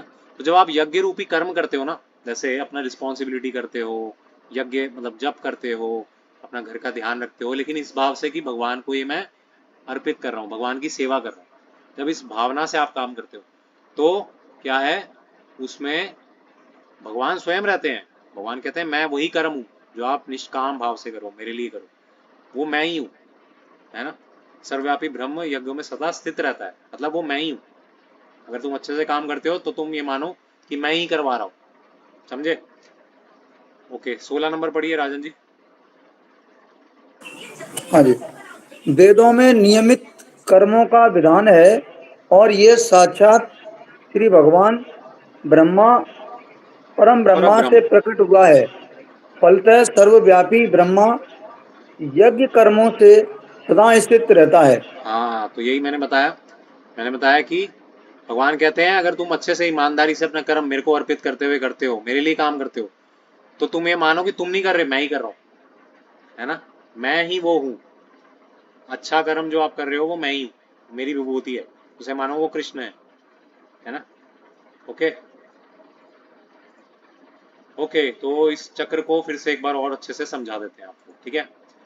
सारे देहधारी जीव पर ब्रह्म भगवान, है ना, परम भगवान पर पूर्णतः निर्भर हैं, क्योंकि वे अन्न पर निर्भर हैं, है ना। ठीक है, पहली चीज अन्न, खाना खाना पड़ता है ना, बिना कोई खाए रह सकता है यहाँ पे? नहीं, कोई भी नहीं रह सकता, सबको खाना खाना है ना। बिन क्या कहते नहीं हैं, रह भूखे सकता। भूखे पेट ना भजन होए गोपाला, कहते हैं ना। आइए। हाँ, अपने आप को म्यूट रखिए, thank you Rajan ji. Okay, अन्न पर निर्भर है, और अन्न कैसे होता है? वर्षा से, है ना। बारिश नहीं होगी तो अन्न भी नहीं उगेगा। और बारिश कैसे होती है? जो यज्ञ बलिदान सैक्रिफाइस के संपादन पर निर्भर रहता है। यहाँ पे सैक्रिफाइस दोनों है, एक तो ये जो हवन हम करते हैं, हवन हवन कुंड में, वो प्लस अपना जो कर्म करते हैं बिना किसी आसक्ति से, वो भी, और भगवान का जो नाम लेते हैं वो भी, वो सब यज्ञ है, ठीक है। इस सब को करने से वर्षा होती है। फिर जो वेदों में बताई गई आज्ञाओं या कर्तव्यों से उत्पन्न होता है, मतलब ये सब वेदों के विधान है, वेदों में लिखा है। अग्निहोत्र यज्ञ, अश्वमेध यज्ञ, गोमेध यज्ञ, है ना, हरि नाम संकीर्तन यज्ञ, है ना, अपना कर्म करना, ये भी यज्ञ, ये सब वेदों में लिखा है, और जो परम भगवान से आता है। तो सारे देहधारी जीव, मैं, राजन जी, हार्दिक जी, जितने भी लोग हैं, जितने भी आसपास देख रहे हो, पेड़ पौधे भी, पशु पक्षी भी, ये सब किस पे निर्भर हैं अल्टीमेटली? परम भगवान पे, भगवान कृष्ण पे, है ना। तो भगवान कृष्ण पे ही सब निर्भर हैं। कृष्ण के बिना तो हम खाना भी नहीं खा सकते, इतना ज्यादा डिपेंडेंट है हम भगवान पे। और उस भगवान को हम याद भी नहीं करते, कितने गए गुजरे हम, है ना। मतलब आप तो नहीं, मैं अपनी बात कर रहा हूँ, आप सब तो भक्त हैं पहुंचे हुए हैं ओके, इसे ध्यान में रखते हुए मानव जीवन का उद्देश्य परम भगवान को क्या है? प्रसन्न करना।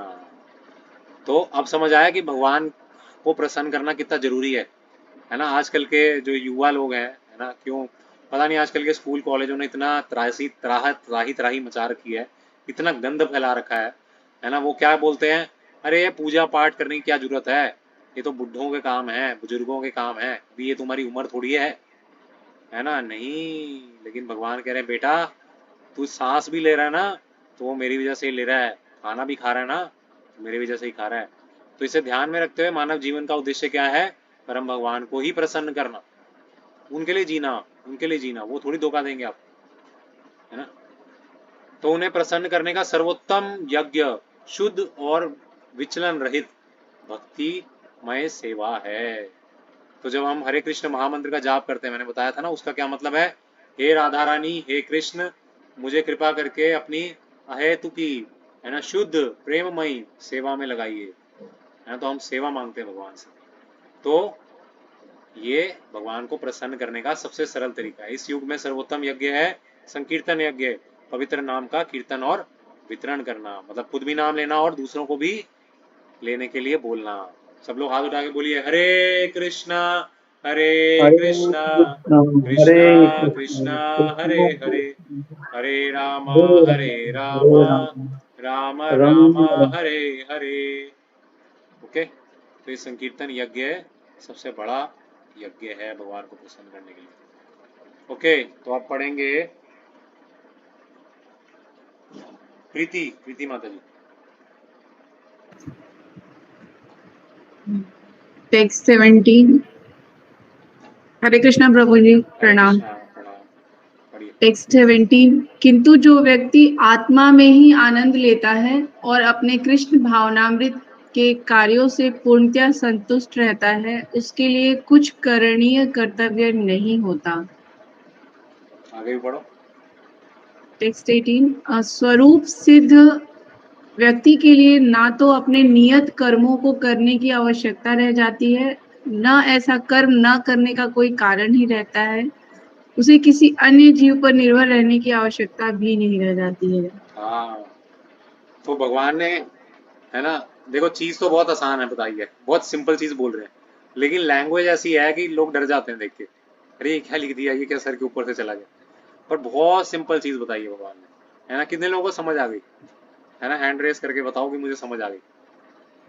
यश प्रभु आ गई समझ, वेरी गुड, वेरी गुड।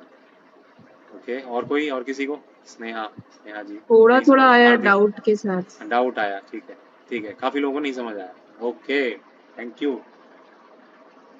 तो यहाँ पे भगवान पता है क्या समझा रहे हैं, यहाँ भगवान ही बोल रहे हैं, अगर आप अपने आप को आत्मा मानते हो, है ना, भाई मैं तो इतना शुद्ध नहीं हूँ कि जो मैं हमेशा हर समय अपने आप को आत्मा मान के जीऊँ, आप होंगे शायद, है ना। तो अगर आप आत्मा के स्तर पे जी रहे हो, है ना, कि भाई मैं ये स्त्री नहीं हूँ, मैं पुरुष नहीं हूँ, मैं मतलब बूढ़ा नहीं हूँ, मैं जवान नहीं हूँ, मैं ये इंडियन भारतीय नहीं हूँ, मैं अमेरिकन नहीं हूँ, मतलब इन सब भावनाओं से, मैं पति नहीं हूँ, मैं पत्नी नहीं हूँ, मैं बच्चा नहीं हूँ, मैं माँ बाप नहीं हूँ, मैं ये गाड़ी का मालिक नहीं हूँ, मैं ये घर का मालिक नहीं हूँ।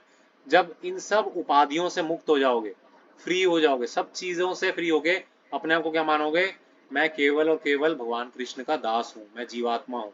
जब इस स्तर पे पहुंच जाओगे, बहुत ऊंचे लेवल की बात है ना, अभी हम में से कोई भी इस लायक नहीं है, अभी इस लेवल का नहीं है ना, तो उसके लिए भगवान क्या कह रहे हैं, उसके लिए कोई कर्म करने की नीड ही नहीं रह जाती, है ना, और उसे कोई कर्म ना करने की भी कोई नीड नहीं रह जाती, है ना। वो करे तो ठीक, वो ना करे तो भी ठीक। अब समझ आया भाई, अभी मैं तो इस स्तर पे नहीं हूँ ना, आप हैं, मुझे लगता है, आशा करता हूँ, है ना। अगर कोई महात्मा जी हो तो माफ करना, थोड़ा स्ट्रॉन्ग बोलता हूँ, है ना। तो भाई जो आत्मा के लेवल पे जी रहा हो, जो अपने आप को मान रहा हो कि नहीं मैं आत्मा हूँ, है ना, अपने आप को स्वरूप सिद्ध हो गया हो, स्वरूप सिद्ध का मतलब है आत्मा मान लिया हो, भाई मेरा स्वरूप है आत्मा, वो सिद्ध हो गया है इसमें कि मैं आत्मा ही हूँ। वो जहाँ पे भी देखता है वो भगवान को ही देखता है, वो यहाँ पे भी देखेगा, वो लाइट बल्ब को भी देखेगा, वो कहेगा ये भगवान की रोशनी है ना। वो किसी पेड़ को देखेगा, इसके अंदर भी भगवान के परमात्मा रूप में, है ना। किसी पक्षी पक्षी को देखेगा, इसमें भी परमात्मा। तो ऐसे जो विजन रखता है, इतना जो सिद्ध हो चुका है, अल्टीमेटली पहुंचना है हमें वहीं तक, वो हमारा टारगेट होना चाहिए, पर अभी हम नहीं है उस स्तर पे, ठीक है। तो इसलिए हमें कार्य करना जरूरी है। भगवान उन लोगों के लिए कह रहे हैं जो इस स्तर से पार हो गए, भाई उसके लिए कुछ भी नहीं रह जाता करने लायक, है ना। जैसे सुखदेव गोस्वामी, जो श्रीमद् भागवतम जिन्होंने प्रवक्ता है, जो श्रीमद् भागवतम जिन्होंने बोली, है ना, उनको कोई होश ही नहीं था, वो कपड़े कपड़े वपड़े भी नहीं पहनते थे, है ना। 16 साल के थे, नवयुवक से थे, है ना, माँ के गर्भ से ही नहीं निकल रहे थे पहले तो। उनको था कि भाई डर, मैं बाहर आऊंगा, मेरे को बोलेंगे तुम मेरे बेटे हो, तुम मेरे पति हो, तुम मेरे पत्नी हो, तुम मेरा ये हो, तुम मेरा वो हो, तो इतनी सारी उपाधि दे देंगे, मैं माता के गर्भ में ही सही हूँ। वो 12 साल तक, है ना। सोचिए 12 साल 18 साल तक, सॉरी सॉरी 16 साल तक वो माँ के गर्भ के अंदर ही रहे। माँ को बड़ी तकलीफ हो रही थी, भाई ये निकल ही नहीं रहा बाहर। तो भगवान कृष्ण को आना पड़ा। भगवान कृष्ण ने बोला तुम चिंता मत करो, तुम स्वरूप सिद्ध हो, तुम उस कैटेगरी में आते हो। श्रीमद् भगवद गीता जो मैंने बोली है ना, उसमें श्लोक नंबर 17 और 18 तीसरे अध्याय का, वो मैंने तुम्हारे लिए बोला है, इसलिए आ जाओ, बाहर आ जाओ। तो भगवान कृष्ण ने आश्वासन दिया जाके, तब वो बाहर आए। और बाहर आए ना, तो इससे पहले कि उनके पिता उनको बोलते बेटा बेटा, वो नाड़ी भी काटी नहीं, चलने लग गए, बाहर चल दिए। नाड़ी कुछ लोगों ने फिर बाद में काटी, वो ऐसे चल दिए बाहर, मुझे कोई उपाधि नहीं चाहिए, है ना, इतने फ्री थे। तो हम बस कल्पना ही कर सकते हैं, ऐसे तो हम देखते भी नहीं है और हम है भी नहीं। तो ऐसे स्वरूप सिद्ध लोगों के लिए, उनके लिए कोई भेदभाव नहीं रह जाता भाई। कोई स्त्री, कहते हैं वो एक जगह से निकले जहाँ पे वो 16-17 साल के थे, है ना। कुछ लेडीज नहा रही थी, यंग लेडी लड़कियां नहा रही थी, है ना, बिल्कुल निर्वस्त्र होकर नहा रही थी। वो वहां से निकल रहे थे, गुजर रहे थे, है ना। उनको देख के वो स्त्रियों ने अपने आप को ढका नहीं, वो नहाती रही, है ना। फिर उनके पिता वेद व्यास, जिन्होंने सारे व्याकरण रचे हैं ना, जिन भगवत गीता भगवतम जिन्होंने लिखी है ना, मतलब राइटिंग में लिखी है, वो भी वहां गुजरे। मेरे बेटे ये बोलते हुए निकल रहे थे, बेटा रुक जाओ, बेटा रुक जाओ, ये बोलते हुए निकल रहे थे। जब वो वहां से गुजर रहे थे ना, तो स्त्रियों ने अपने आप को ढक लिया, फटाफट ढक लिया, है ना। सोचिए वेद व्यास, इतने बड़े आचार्य, इतने बड़ी पर्सनालिटी, उनको देख के उन्होंने ढक लिया। लेकिन सुखदेव गोस्वामी जब गए तो उन्होंने ढका नहीं अपने आप को। क्यों नहीं ढका पता है? क्योंकि सुखदेव गोस्वामी को कोई फर्क ही नहीं पड़ता। काम वासना तो हमारे अंदर होती है ना। ये जो लस्ट आता है, स्त्री पुरुष को देख के आकर्षण आता है, ये तो हम जैसे बद जीवों में। पर जो परमहंस है, मुक्त है इन सब से, जो अपने आप को आत्मा मान चुका है, आत्मा कोई पुरुष स्त्री थोड़ी होती है ना। है प्रीति माता जी, आप स्त्री आत्मा है कि पुरुष आत्मा है? अरे आत्मा तो कोई स्त्री नहीं होती, कोई पुरुष नहीं होता, आत्मा तो आत्मा है ना। वही आत्मा कभी स्त्री की शरीर में चली जाती तो स्त्री बन जाती है, पुरुष के शरीर में चली जाती तो पुरुष बन जाती है ना। तो वो इस सबसे पार थे। तो उन लोगों के लिए कोई काम करना नहीं रह जाता। लेकिन हम सब के लिए जो वैदिक नियम बनाए गए हैं, भाई काम करो, अपना जॉब करो, अपना जो भी अब यज्ञ करो, भगवान का नाम जप करो डेली, ये सब नियम हमारे लिए हैं, वो करना है ना। कम से कम 1 माला 4 माला जो आप जो भी करते हैं, वो मिनिमम करना है, वो नियम है, भगवान ने नियम बनाया, उसका पालन हम सबको करना है। ठीक है, आप समझे आप फर्क? ओके। तो संख्या 17 में भगवान कहते हैं, परंतु वह व्यक्ति जो आत्मा में ही आनंद लेता है ना, जो मतलब आत्मा मानता है अपने आप को, आत्मा के ही लेवल पे जी रहा है, जिसका मानव जीवन आत्म साक्षात्कार का है, और जो केवल आत्मा में ही संतुष्ट है, पूर्णता तृप्त है, उसके लिए कोई कर्तव्य नहीं रह जाता। भगवान कृष्ण ने भी यही बोला ना। अब देखिए आगे अर्जुन क्या बोल रहे हैं, है ना। फिर अर्जुन सोचते हैं, अर्जुन सोचने लगते हैं, अपने मन ही मन में विचार कर रहे हैं। ये तो भाई मैंने पहले भी कहा था अर्जुन कृष्ण आपको, है ना। यदि कोई आपके प्रति सोचता है, सचेत है, मतलब कि भाई आपको अपना स्वामी मानता है, तो उसके लिए तो कोई कर्तव्य श्रेष्ठ है ही, मतलब शेष है ही नहीं, कोई कर्म करने की जरूरत ही नहीं है। और यदि कोई अपने कर्मों के फल पूर्णतः, है ना, विरक्त है, उस कर्म के फलों से विरक्त है, बिना आसक्ति के कर रहा है, बस अपना धर्म समझ के कर रहा है, तो कुछ किए जाए, अगर उसके लिए कुछ क्यों ना किया जाए विशेष रूप से, तो युद्ध क्यों किया जाए फिर? मतलब बेसिकली वो बोल रहे फिर मैं युद्ध क्यों करूं? अगर मैं आपको अपना कर्म का फल अर्पित कर रहा हूं, तो मैं युद्ध ही क्यों करूं? है ना। अर्जुन इस तरीके से सोच रहे हैं, है ना। केवल ध्यान करना और शास्त्र पढ़ना ही बेहतर है फिर तो, है ना। मैं तो सन्यासी जी बन जाता हूँ, एक जगह बैठ के बस ध्यान पढ़ूंगा और शास्त्र पढ़ूंगा, बस युद्ध क्यों करूं? तो भगवान आगे इसका जवाब देंगे। ओके। तस्मात् सक्ता सततं कार्यं कर्म समाचरः, असक्तो अचरान् कर्म परमात्मा परमाप्नोति पुरुषः। ओके, अब पढ़ेंगे।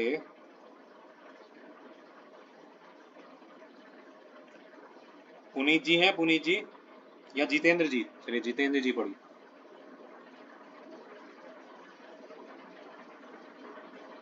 जितेंद्र जी अपने आप को अनम्यूट कीजिए। हिमांशु जी, हाँ आप पढ़िए हिमांशु जी।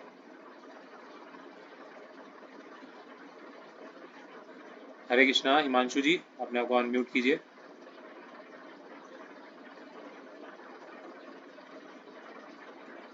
ओके, जितेंद्र जी आप नहीं कर पा रहे क्या अपने आप को अनम्यूट? अनम्यूट अनम्यूट वाले वो माइक वाला बटन है ना, उस पर क्लिक करो। आवाज नहीं आ रहा आपका। ओके, कोई बात नहीं, चलिए बाद में ट्राई कीजिएगा। स्नेहा जी।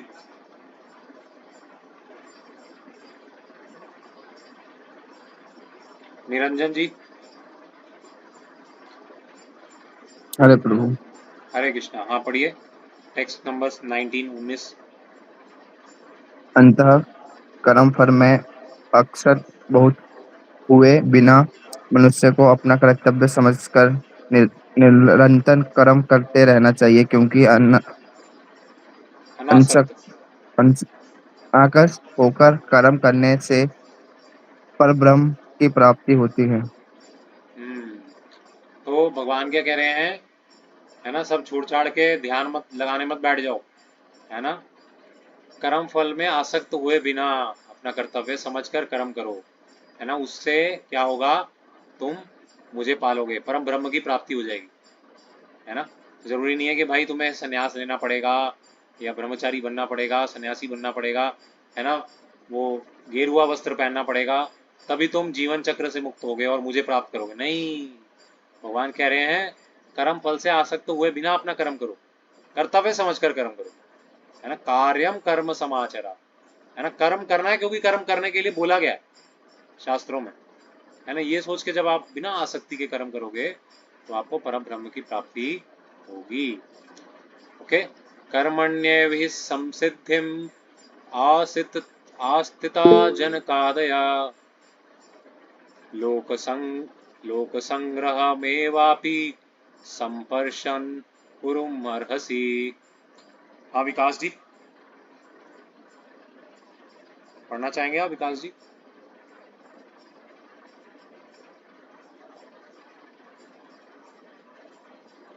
ओके, अंजू अंजू चाची जी आप पढ़ना चाहेंगे? हरे कृष्णा। हरे कृष्णा। जनक जैसे राजाओं ने केवल नियत कर्म को करने से ही सिद्धि प्राप्त की, अतः सामान्य जनों को शिक्षित करने की दृष्टि से तुम्हें कर्म करना चाहिए। हाँ, तो अब वो एग्जाम्पल दे रहे हैं, है ना। जैसे होता है ना, हर आप कहते हैं पहले इस्तेमाल करें फिर विश्वास करें। अब भगवान बोल रहे हैं सिर्फ इसलिए मान लें क्या? मान सकते हैं, लेकिन फिर भी अर्जुन को और एश्योरेंस देने के लिए भगवान क्या कर रहे हैं, यूज केस बता रहे हैं, है ना। भगवान यूज केस दे रहे हैं। यूज केस क्या दे रहे हैं, है ना। अर्जुन ये मत सोचो कि ऐसा कभी पहले हुआ नहीं। जनक जी कौन है? जनक जी कौन बताएगा आप? चाची जी बताइए कौन है जनक जी? राजा जनक। जनक कौन है? सीता जी के पिता। पिताजी। हाँ, तो सीता जी के पिता, है ना, भगवान रामचंद्र के ससुर, है ना। तो वो कौन थे? इतने आसक्ति से मुक्त थे, अनासक्त थे।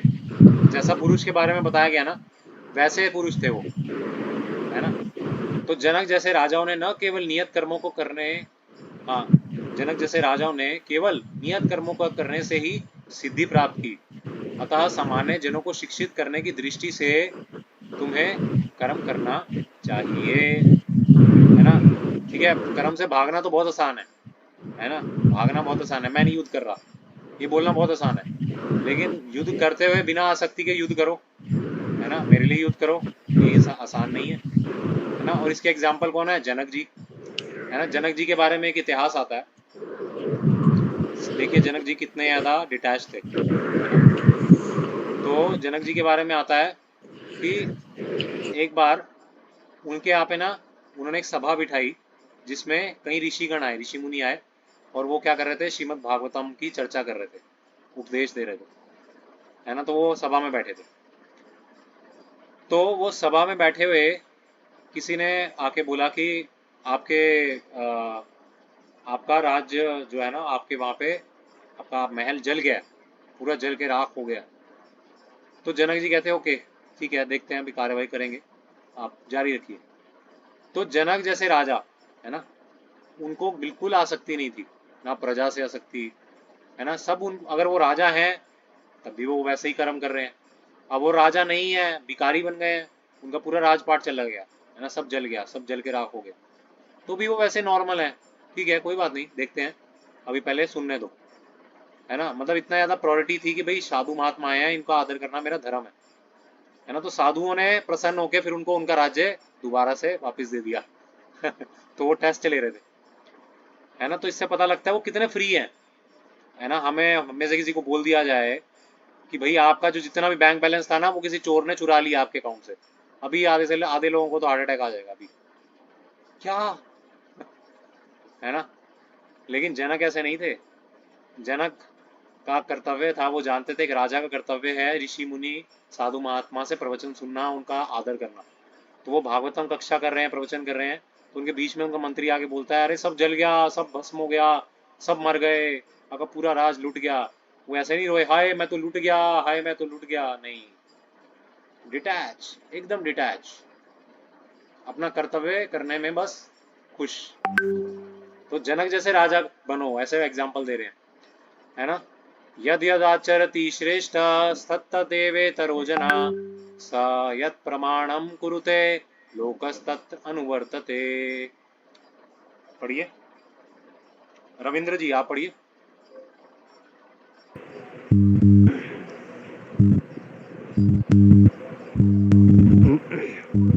महापुरुष जो आचरण करता है, थोड़ा जोर से, लाउडली। महापुरुष जो आचरण करता है, सामान्य व्यक्ति उसी का अनुसरण करते हैं। वह अपने अनुसरणीय कार्यों से जो आदर्श प्रस्तुत करता है, संपूर्ण विश्व उसका अनुसरण करता है।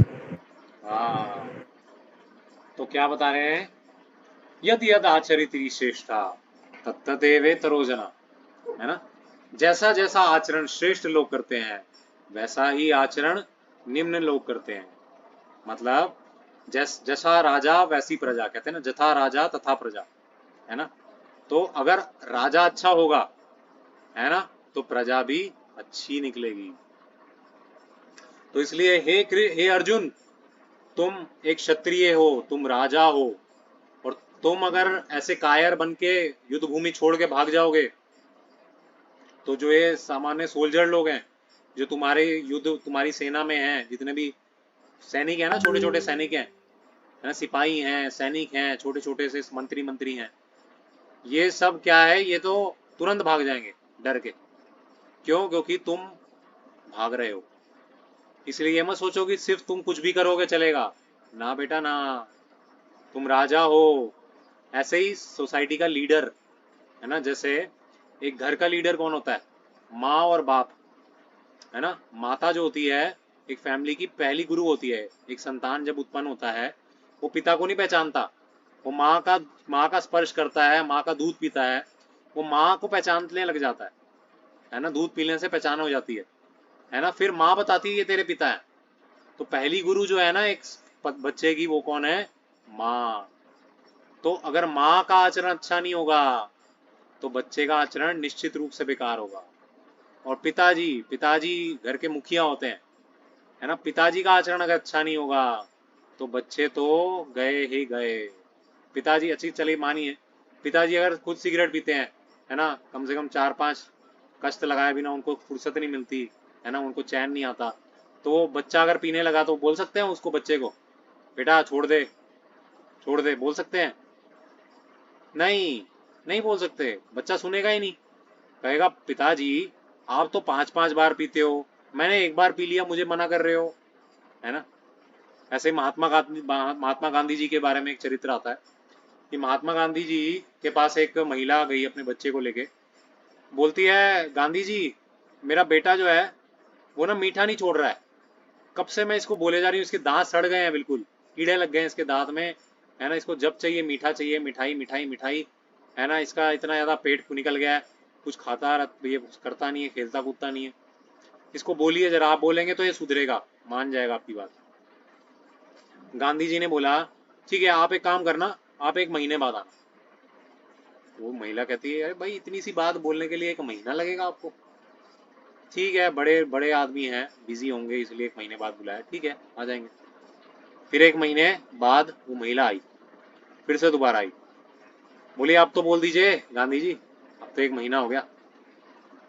तो फिर गांधी जी ने उनको बुलाया बेटे को पास में, बोले बेटा आप अच्छे बच्चे हो ना, आप मिठाई खाना छोड़ दो, है ना, मीठा खाने से आपके दांत सड़ जाएंगे, आगे फिर आपको दिक्कत होगी बड़े होगे तो, है ना, मीठा खाना बिल्कुल छोड़ दो, आज से करोगे ना? कहता हाँ करूँगा गांधी जी। ठीक है।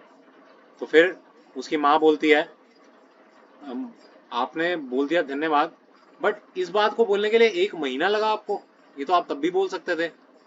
तो गांधी जी ने पता क्या बोला? गांधी जी बोलते हैं कि देखो मैं इसको बोल तो देता, लेकिन मैं खुद इतना मीठे का शौकीन हूँ, है ना। भाई कल को ये मेरे को देखता कभी खाते हुए, कभी न्यूज़पेपर में, कभी इधर उधर खाते हुए देखता, है ना, तो ये तो बोलता मम्मी मम्मी ये तो वही गांधी जी है ना जिन्होंने मेरे को बोला था मीठा छोड़ दो, है ना। तो कहते मैं किस मुंह से इसको बोलता। फिर मुझे 1 महीना लगा मीठा छोड़ने में, अब आज मैं मीठे से बिल्कुल फ्री हो गया हूँ, I am sugar free now. ठीक है, I am completely sugar free. तो अब मैं इसको बोलने का हकदार हूँ, है ना। तो अगर आप खुद 16 माला नहीं करते होगे तो आप सब लोगों को बोलने के हकदार नहीं है बेटा 16 माला करो, 16 माला करो, या 1 माला भी करो, क्योंकि वो आपकी सुनने वाले नहीं है, वो कहेंगे भाई तुम कितनी करते हो। तो आप किसी को तभी बोल सकते हो किसी को कि भाई 1 माला करो। कई लोग बोलते हैं ना कि भाई हमारे घर वाले हमारी सुनते नहीं है, क्योंकि आप आचरण ऐसा करते हैं, है ना। आचरण अच्छा कीजिए वो भी सुनेंगे, वो आपको फॉलो करेंगे। आचरण अच्छा कीजिए ना, उनसे अच्छे से व्यवहार कीजिए, अच्छे से उनकी केयर कीजिए, है ना। कई लोग बोलते हैं अरे मेरा पति मेरे को सपोर्ट नहीं करता भक्ति में, मेरी पत्नी मेरे को सपोर्ट नहीं करती, मेरे बच्चे मेरे को। भाई आचरण दो ना, अच्छा आचरण करो, अच्छा बिल्कुल सपोर्ट करेंगे, हर कोई सपोर्ट करने को तैयार है, बस वो आपके आचरण को देख के नहीं करते, क्योंकि आप बातें तो बड़ी बड़ी करते हैं लेकिन काम आप छोटे छोटे गंदे गंदे करते हैं, इसलिए आचरण पे ध्यान दीजिए, है ना।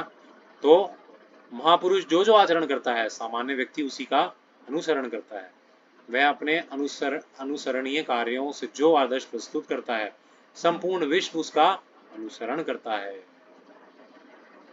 ना। तो जनक जैसे राजा, है ना, इन्होंने इतनी तपस्या करी और इतने ज्यादा ये मुक्त थे हर चीज से, तो उनको देख के कई लोग और भी मुक्ति की आगे बढ़े।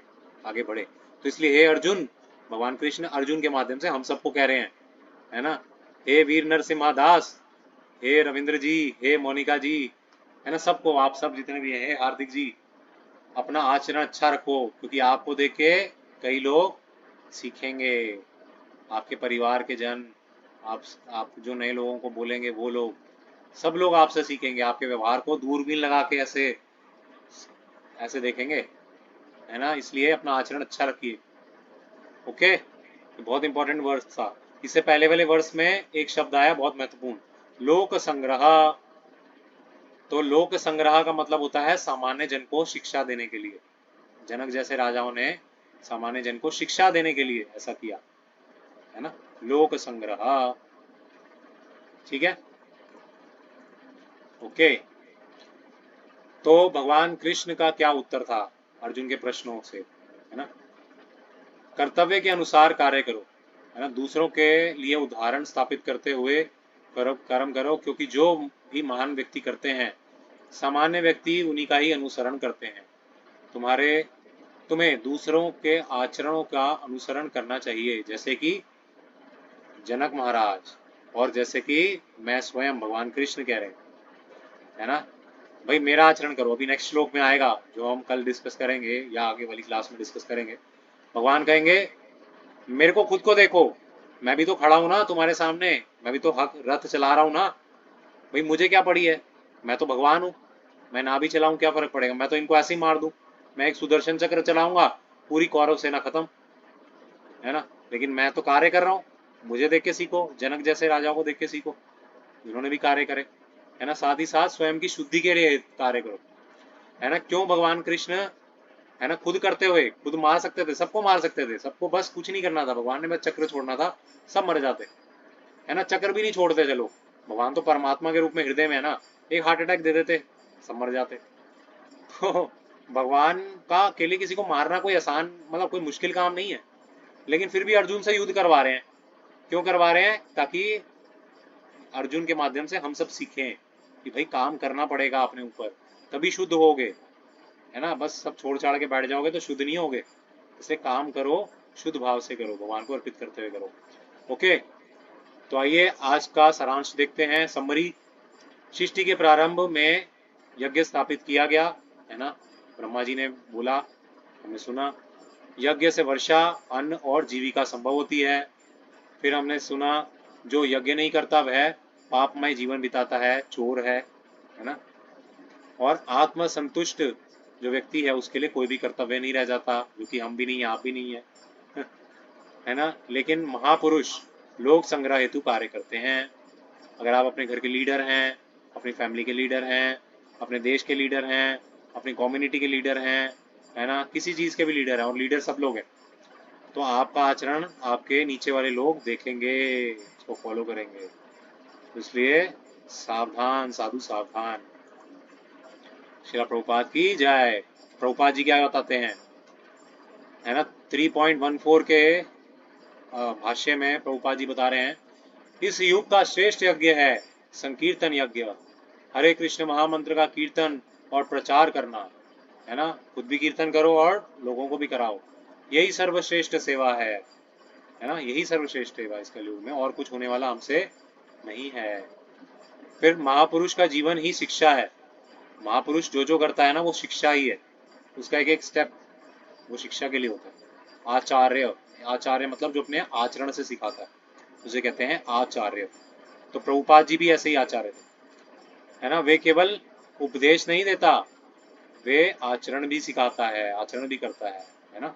ऐसे नहीं बस बोल दिया और करा कुछ नहीं, है ना। बोला कि भाई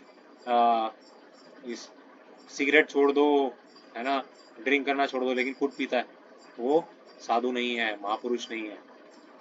महापुरुष जो कहता है वो करता है ना। वॉक योर टॉक, है ना। श्री भगवान श्री कृष्ण स्वयं कर्म कर रहे हैं ताकि हम उनका अनुसरण करें, है ना। तो भगवान क्यों कर रहे हैं, युद्ध में भाग ले रहे हैं, क्यों? ताकि हम भी सीखें कि भाई भागना कोई रास्ता नहीं है, कर्म करना है। ओके, तो यज्ञ चक्र का पालन करना अनिवार्य है, आवश्यक है। आत्मज्ञानी भी लोक संग्रह हेतु कर्म करता है। कर्म योग से भक्ति तक की यात्रा संभव है, और अपने धर्म का पालन करना ही श्रेष्ठ है। चलिए अब कुछ क्वेश्चन आंसर सेशन ले लें। पहला प्रश्न आपकी स्क्रीन में ये रहा, क्या हम अपने कर्मों को यज्ञ बना सकते हैं? हाथ उठा के बताइए।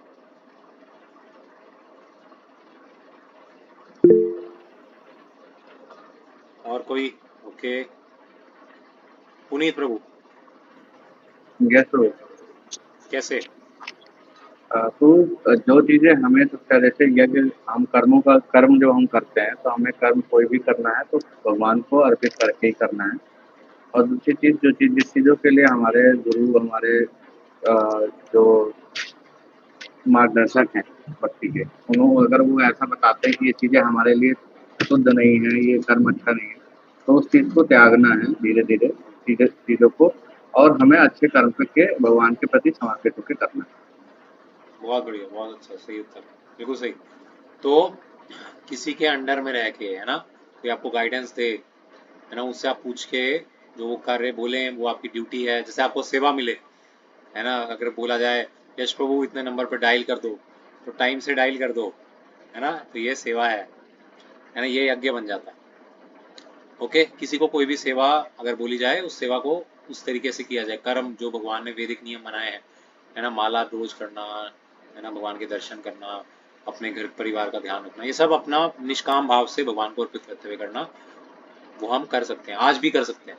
ऐसा नहीं कई कई सुनाई बातें हैं, है ना, 5000 साल पहले नहीं, आज भी कर सकते हैं, प्रैक्टिकल। ओके, थैंक यू प्रभु। दूसरा प्रश्न, अच्छा कोई इसमें कुछ ऐड तो नहीं करना चाहता before moving to the next question? कोई कुछ ऐड करना चाहता है इसमें जो हमने बताया, या सबको क्लियर है?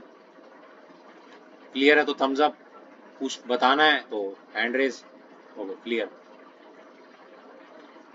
ओके, क्या आप अपने जीवन में कोई उदाहरण दे सकते हैं जहां आपने लोक संग्रह के लिए कर्म किया है। लोक संग्रह समझे? लोक संग्रह मतलब, हाँ हिमांशु जी बताइए। लोक संग्रह का मतलब ही बताया था हमने। हाँ हिमांशु जी, हरे कृष्णा। हाँ हिमांशु शर्मा की आईडी से आप हाथ उठाया आपने, बोलिए माता जी बोलिए, अनम्यूट कीजिए अपने आप को। उनको लगता है समझ नहीं आया। और कोई कुछ बताना चाहेंगे? बताओ बताओ। कुछ ऐसा काम तो किया होगा ना कि भाई जिससे दूसरे लोग सीख सकें। लोक संग्रह का मतलब है दूसरों को सिखाने के लिए। भाई जैसे हर एक के घर में बच्चा तो है ना, छोटा बच्चा होता है, कभी कभी आता है, कुछ तो करते होगे ना कि बच्चा सीखे, या कोई भी सीखे। अगर आप पति है तो आपकी पत्नी सीखे, कोई भी गुरु हैं आपके, आप टीचर हैं तो आपके स्टूडेंट सीखें। आप में से कोई एग्जांपल देना चाहेंगे? बोलिए। प्रीति जी, प्रीति माता जी बताइए। आप समझे? क्वेश्चन क्लियर हो रहा है सबको? क्वेश्चन कितने लोगों को क्लियर नहीं हुआ है?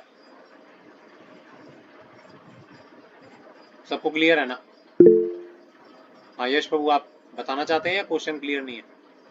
सभी क्वेश्चन थोड़ा क्लियर नहीं है थोड़ा। अच्छा क्लियर नहीं है, ठीक है, मैं दोबारा बता देता हूँ। क्वेश्चन है, अपनी लाइफ से कोई ऐसा घटना बताइए, कोई भी ऐसा अपना जो अपनी लीला बताइए जिसमें आपने आपने लोगों को शिक्षा देने के लिए, है ना, या सपोज है ना कि भाई ये करना अच्छी बात नहीं है, देखो झूठ बोलना अच्छी बात नहीं है। जैसे रेस्टोरेंट में गए हैं, है ना, तो मुफ्त का ऐसे कुछ चुरा के भाग जाना, ये नहीं नहीं अच्छी बात नहीं है, लोग क्या सोचेंगे, है ना, ये चीज़ देखेंगे लोग कहेंगे नहीं गलत बात है। कभी ऐसा करा हो आपने कि भाई नहीं नहीं नहीं लोग क्या सोचेंगे, और आपने वो काम नहीं किया, या आपने कुछ अच्छा काम किया जिससे लोग इंस्पायर हों? आप समझ आया क्वेश्चन? कुछ भी ऐसा आपकी लाइफ से, वो आप इंस्टेंस शेयर कीजिए।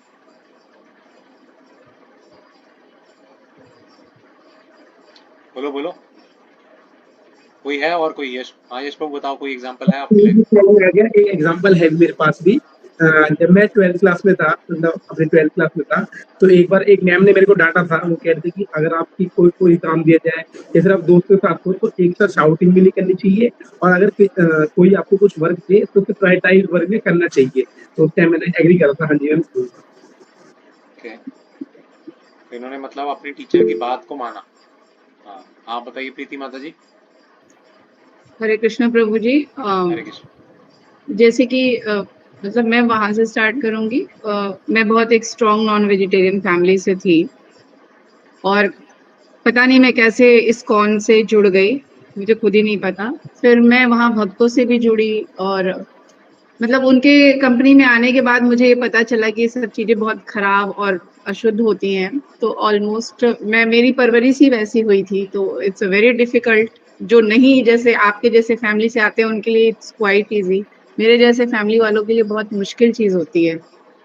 तो मैं उनके संगत में आई और मैंने छोड़ा, मेरी पूरी फैमिली ने छोड़ी। It gone more than 15 years, and अब और भी जितने लोग हैं ना मेरे कंपनी में आके, मोस्ट ऑफ ने नॉनवेज छोड़ दिया है। लहसुन प्याज भी ऑलमोस्ट 99% छोड़ दिया है, बाकी कभी बाहर जाते हैं तो खा लेते हैं, उस टाइप वाला है। तो ये चीज है। हरी बोल हरी हरे बोल। और वेरी नाइस, मतलब हरे कृष्ण हरे राम महामंत्र सब कम वेरी से नाइस। कम एक बार भी जरूर बोल देते हैं दिन में। तो ये है, या जो हरी भी बोल मेरे हरी बोल। तो बोलते माता जी ने हरे कृष्ण। देखिए खुद ही नहीं छोड़ा, अपने परिवार को भी नॉनवेज छुड़वा दिया और माला शुरू कर दी। हरी बोल, बहुत बड़ी बात, बहुत बड़ी। सबसे इससे हमें सीखना चाहिए, है ना, हम सबको ऐसी शिक्षा अपने जीवन में देनी चाहिए लोगों को, है ना, अपने आचरण से सिखाना चाहिए। लोग आचरण से इम्प्रेस होते हैं, ये याद रखिए। भले ही हम 1 घंटा 4 घंटा प्रवचन दे दें, लेकिन हमारे आचरण अगर अच्छा नहीं होगा तो लोग इम्प्रेस नहीं होंगे। लोग आपके आचरण से ही सीखते हैं वास्तव में, है ना। तो उन्हें रोल मॉडल चाहिए, उन्हें केवल लेकिन थ्योरेटिकल मॉडल नहीं चाहिए, उन्हें रोल मॉडल चाहिए। भाई पहले खुद छोड़ो फिर दूसरों को बताओ, ठीक है। लेकिन प्रभु जी एक क्वेश्चन है अभी चलिए ही आपसे, क्वेश्चन लेंगे, पहले मैं ये वाले इसी अपने से क्वेश्चन। रिलेटेड है। मैं बोल देती हूँ फिर आप एक्सप्लेन कीजिएगा। ये भी ठीक है। छोड़ना आसान है, लहसुन प्याज भी। वो जो अहंकार है ना कि मैं ही सही हूँ, हम्म। वो नहीं छूट रहा प्रभु जी। ठीक है, इसका आंसर देते हैं। ओके ये नहीं छूट रहा है, मतलब इम्प्लीमेंट करने की भी कोशिश कर रहे हैं ना, ये छोटी छोटी चीजें पता भी है, थोड़ी देर बाद फिर से रियलाइज हो जाता है, लेकिन जब वो पीक टाइम आता है ना एक्ट करने का, यस नहीं सही हूँ, मतलब चांस दूसरे को भी दे दो, ठीक वो सही नहीं है तो भी दे ही दो ना, एक बार उसको भी समझ में आ जाए, वो ठीक नहीं है, हो रहा, मैं समझ गया, ये आपकी भी बहुत नम्रता है बड़ी आप। प्रॉब्लम। हाँ, ये आपकी भी नम्रता है, आप मान गए। ये प्रॉब्लम हम सबके साथ है, हम सब मानते नहीं है, बस आपने बोल दिया, बस ये फर्क है, आप भी नम्र हैं। थैंक यू, मैं बताऊंगा इसका आंसर भी। जी ओके, तो क्वेश्चन है, क्या आत्मतुष्ट व्यक्ति को कोई सेवा नहीं करनी चाहिए? जो आत्मतुष्ट है, जो मैंने बताया ना आत्मा के लेवल में, उसको कोई सेवा नहीं करनी चाहिए? बताओ, क्वेश्चन का आंसर दो ना, पता लगे कि आपको, आपने समझा ये कि नहीं समझा, आज का चैप्टर, आज का श्लोक आपको समझ आया कि नहीं आया। हाँ, आंसर दीजिए पुनीत जी। हरे कृष्ण। प्रभु आत्मसंतुष्ट तो तभी होगा जब वो सेवा में होगा, और सेवा आत्मसंतुष्ट सेवा से ही मिलती है, जब हम भगवान की सेवा में लगते हैं, वाह कोई वाह, सेवा अमेजिंग। करते हैं, किसी के प्रति भाव रखते हैं, तभी यस तो यस हमें आत्मसंतुष्टि मिलती है। यस अगर यस। हम ऑलरेडी आत्मसंतुष्ट हो जाएंगे तो फिर सबसे ऊपर पहुंच जाएंगे, तो उस लेवल ओके, मैं में। समझ गया, ये एक्चुअली उन लोगों की बात की जा रही है जो ऑलरेडी आत्मा के स्तर पे जी रहे हैं। उनके लिए क्या कोई काम करना जरूरी है, कि मतलब उनको क्या कोई काम नहीं करना चाहिए कि नहीं, ये कुछ प्रश्न है ना? जी बिल्कुल अगर करना आपने, चाहिए प्रभु हाँ करना चाहिए, ठीक है। जी। हाँ, प्रीति माता जी आप बताएं, कुछ ऐड करना चाहेंगे? प्रीति माता जी आपने हाथ उठाया है, कुछ ऐड करना है आपने? अरे ये वो अनम्यूट, हाँ हाँ, मतलब जैसे कि आत्मसंतुष्ट व्यक्ति, अभी जैसे हमने अभी क्लासेस किया और इसमें पता चले जो आत्मा के स्तर पे जी रहे हैं, जो सिद्ध पुरुष है, वो करे या नहीं करे, मतलब उससे भगवान प्रसन्न ही रहते हैं। ओके, हाँ लेकिन तो ये कह रही हैं कि करना जरूरी नहीं है, करे तो भी ठीक, ना करे तो भी ठीक। ओके, दिव्यांश वो प्रभु आप कुछ, हाँ थैंक यू, मैं आपको देता हूँ आंसर इसका। तो दिव्यांश जी आप कुछ देना चाह रहे थे उत्तर, आपने भी हाथ उठाया था, दिव्यांश प्रभु। जो आत्म संतुष्ट होता है उसे दूसरों को भी संतुष्ट करना चाहिए और खुद भी संतुष्ट रहना चाहिए। हमारा उद्देश्य ही दूसरों को भी सेवा करना है, संतुष्ट करना है। हाँ, ओके, ठीक है, तो ये इनका कहना है, जो आत्मसंतुष्ट व्यक्ति है, आत्मतुष्ट है, आत्मा के स्तर पे जी रहा है, उसको दूसरों के भले का काम करना चाहिए, है ना, दूसरों के भले के लिए करना चाहिए। क्या प्रॉब्लम है? चला यार, तुमने 2 दिन की चला वो जरूर थोड़े से निकालने पड़ेगा।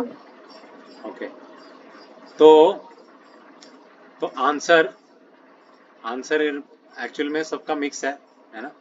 तो वास्तव में आंसर यही है कि उसके लिए वास्तव में वैसे कुछ करना बाध्य नहीं है ना? भगवान बोल रहे हैं कि उसके लिए कुछ करना बाध्य नहीं है, लेकिन वो फिर भी काम करता है ना? वो काम से बच के भागता नहीं है, भले ही वो आत्मतुष्ट है, आत्मा के स्तर पे जी रहा है ना? और इसके उदाहरण कौन है? भगवान कृष्ण स्वयं।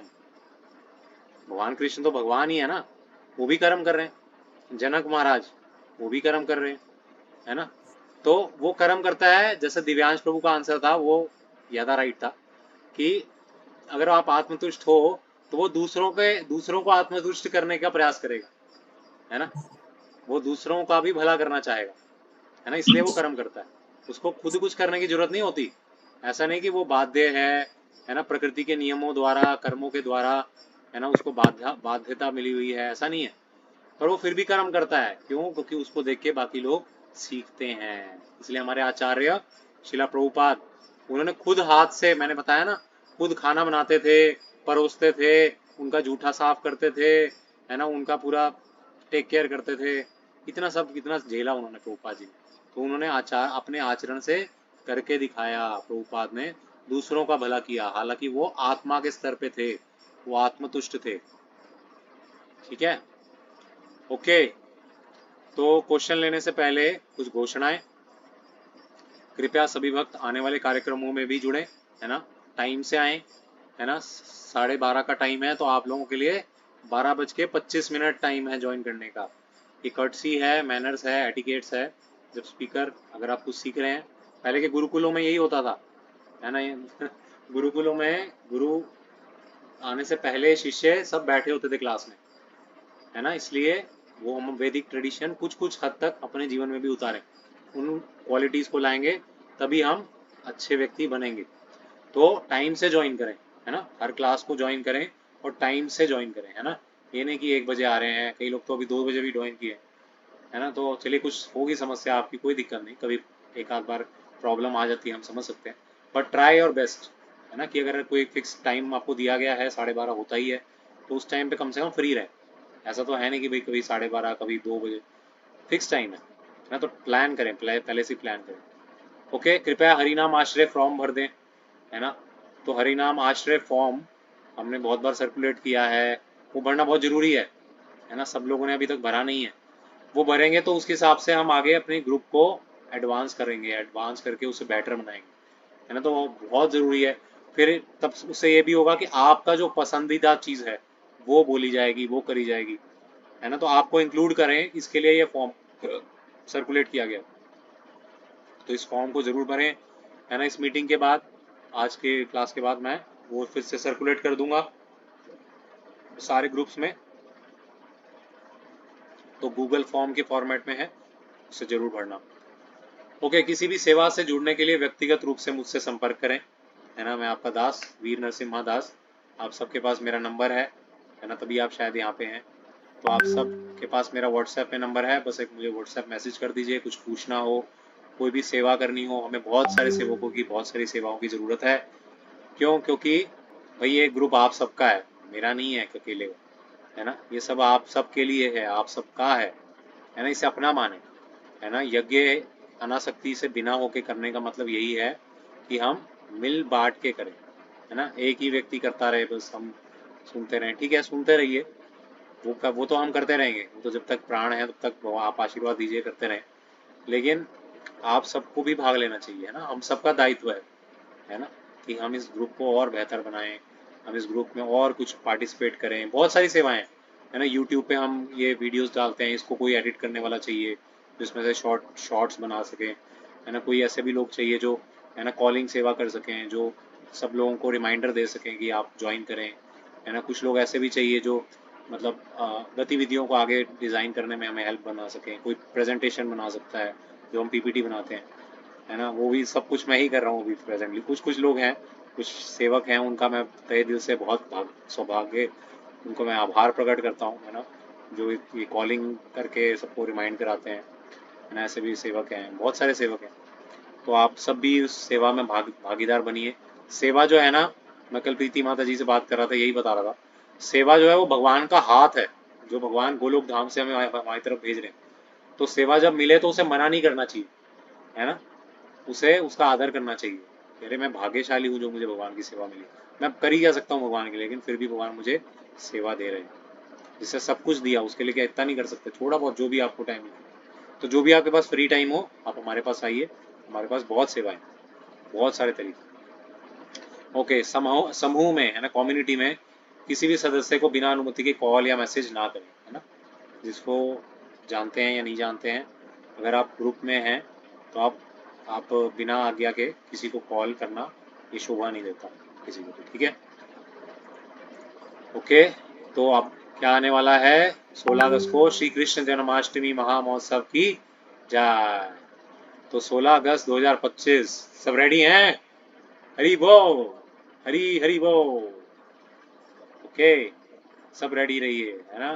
नंदलाला आने वाले हैं, केवल 3 हफ्ते से भी अब कम ही रह गया शायद, मुझे लगता है ना। तो आपकी सेवा, है ना, प्रैक्टिकल सेवा देख लीजिए, अगर लिंक खुला है तो अभी भी आप वो फॉर्म भर सकते हैं, वॉलंटियर वाला, मैंने बहुत बार सर्कुलेट किया है ना, जिससे आप वहाँ पे व्यक्तिगत रूप से भगवान के वहाँ मंदिर में हाथ से सेवा कर पाएंगे, कुछ ना कुछ भी, क्राउड कंट्रोल, ट्रैवल मेकिंग, बहुत सारी।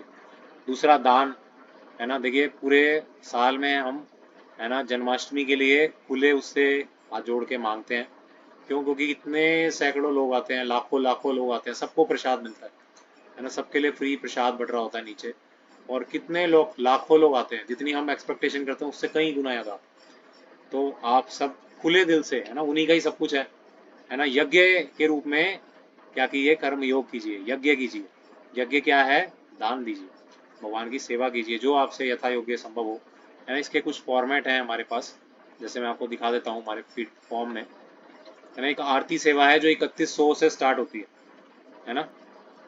उसे करेंगे तो आप अपने हाथ से आरती कर पाएंगे उस दिन, है ना। 3 दिन का प्रोग्राम है इस बार, विशेष रूप से ध्यान रखिए, है 15 को, 16 को और 17 को, 15 को ये सब होगा, है ना, आरती होगा, अभिषेक होगा, भगवान के दर्शन होंगे, बहुत सब चीज़ें होंगी, है ना। और 16 को तो लगातार इतनी ऑडियंस आएगी, इतने लोग आएंगे, उन सबके लिए प्रैक्टिकली बहुत सेवाएं होंगी, है ना। और फिर 17 तारीख को श्रीला प्रभुपाद जी का क्या है, आविर्भाव तिथि, बर्थडे है ना। तो उस दिन भी बहुत विशेष कार्यक्रम हमारे मंदिर इस्कॉन नोएडा में रहेगा, तो आप सब बहुत आमंत्रित हैं। तो अगर आप ये वाले जो गिवन अमाउंट है ना, सेवा ये वाली करते हैं, तो आपको कुछ सुविधाएं मिलेंगी, वो आप सुन लीजिए। जैसे कि महाआरती की सेवा जो कि 5100 रुपये की है, अगर आप ये करते हैं तो इससे क्या क्या लाभ है, आपको VIP एंट्री मिलेगी पीछे से, है ना। आपको इतने, पिछली बार आई थिंक 2-2 ढाई किलोमीटर लंबी लाइन थी जन्माष्टमी के लिए, बहुत स्ट्रिक्टनेस रहती है, बहुत ज़्यादा भीड़ होती है।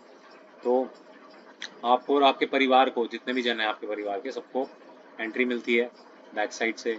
फिर आप अपने हाथ से भगवान के, है ना, अभिषेक कर सकते हैं, नंदलाला को अभिषेक कर सकते हैं उस दिन, वो अवतरित होंगे, है ना। जैसे ऊपर आप देखो चित्र में, मैया यशोदा और जितनी भी वहाँ पे सखियाँ हैं, गोपियाँ हैं, सब अभिषेक करती हैं भगवान का जन्माष्टमी वाले दिन। तो आप आरती सेवा कर सकते हैं, है ना। थोड़ा सा अपने सैलरी में से कंट्रीब्यूट करें भगवान की सेवा में, उन्हीं का ही सब कुछ है। तो इसके लिए करना क्या होगा, QR कोड हमने सब ग्रुप में भेज दिया है, मैं दोबारा ग्रुप में एक बार डाल देता हूँ आज की क्लास के बाद। तो आपको उस स्क्रीनशॉट के थ्रू पेटीएम में, या फिर ये जो दिए गए बैंक अकाउंट नंबर हैं, इसको भी मैं सर्कुलेट कर दूंगा ग्रुप में, उसमें आपने पेमेंट करनी है और मुझे स्क्रीनशॉट भेजना है, बहुत इंपॉर्टेंट है। मुझे स्क्रीनशॉट भेजिए, तो हम आपको रसीद बना के देंगे, रिसिप्ट बना के देंगे। उस रसीद के बेसिस पे आपको VIP एंट्री और पास वगैरह सब कुछ मिलेगा। और क्या होगा, आप सबके लिए पूरा फुल फ्लेज डिनर, फीस्ट प्रसाद होगा तीनों दिनों, है ना। तो तीनों दिन आए, फीस्ट प्रसाद आपके लिए, जिस समय भी आए आप, आपके लिए रहेगा, आपके और आपके परिवार सहित अपने हाथ से सेवा करेंगे। कुछ आपको गिफ्ट भी मिलेगा उसके बदले में, है ना। और थाली वगैरह, भगवान का कलश, अभिषेक, ये सब सामग्री आपको मिलती है, ठीक है। तो बहुत अच्छी अपॉर्चुनिटी है। आरती, महाआरती, है ना, 5100 की, फिर 11,000 की गोपाल अभिषेक, गोविंद अभिषेक 21,000 का, जितना बेस्ट कर सकते हैं कभी, ठीक है। QR कोड हम भेज देंगे, ओके। तो आप सभी का हार्दिक अभिनंदन, धन्यवाद। अब हम लेंगे प्रश्न और उत्तर। तो जिसके जो भी डाउट थे, है ना, वो प्लीज़ पूछिए, है ना। और काफ़ी टाइम भी हो गया है, तो हम बस 5 मिनट और डाउट्स लेंगे, फिर हम मीटिंग को एंड कर देंगे, ओके। पूछिए, हाथ हैंड रेस करके पूछ सकते हैं। हाँ प्रीति माता जी, आपका एक डाउट था, ओके, हरे उसका मैं कृष्णा। आंसर देता हूँ। हरे कृष्णा। हरे कृष्णा प्रभु जी। हाँ, मेरा तो मतलब इस सेशन में ठीक है, इससे पहले वाला भी हुआ था, और जो सबसे पहले था वो छूट गया था, हो सकता है आपने उसमें बताया हो, लेकिन चूंकि ना इसमें बार बार तो हम उस चीज को जब भगवत गीता पढ़ेंगे तो हम उसका जिक्र करते हैं। तो मुझे अभी एक बार और समझना है कि एग्जैक्टली हम आत्मा को कैसे समझें। हम आत्मा तो हैं, हमें कहाँ जाना है, क्या होगा, हमारा मोक्ष की प्रक्रिया है, सब समझ में आ रहा है, पर मैं कैसे समझूं आत्मा को? ठीक है, हम इस ठीक मन है, इंद्रियों के गुलाम हो गए हैं, इस बद्ध जीव हैं, इस शरीर में बंद है, ये सब समझ में आ रहा है, चेतना भी समझ में आ रही है, ठीक है, बट मैं क्या, वो क्वेश्चन समझ गया, और मैं एक वो और क्वेश्चन, क्वेश्चन है प्रभु जी, बुद्धि पहले मैं योग। एक बार इसका आंसर दे दूं, पहले इसका, है ना, एक एक करके। तो मैंने वैसे इसका बहुत डिटेल में हमने डिस्कशन किया था, चैप्टर 2 जो है ना, अध्याय 2, जो मतलब मिस हो चुका है आपका, आप टेंशन ना लें, उसका रिकॉर्डिंग वगैरह हम दे देंगे आपको। तो उसमें बहुत डिटेल में आत्मा के बारे में बताया, बहुत डिटेल में, वो गीता का सार है ना, सेकंड चैप्टर। तो मैं आपको फिर भी कुछ ब्रीफ में अभी बता देता हूँ। देखिए,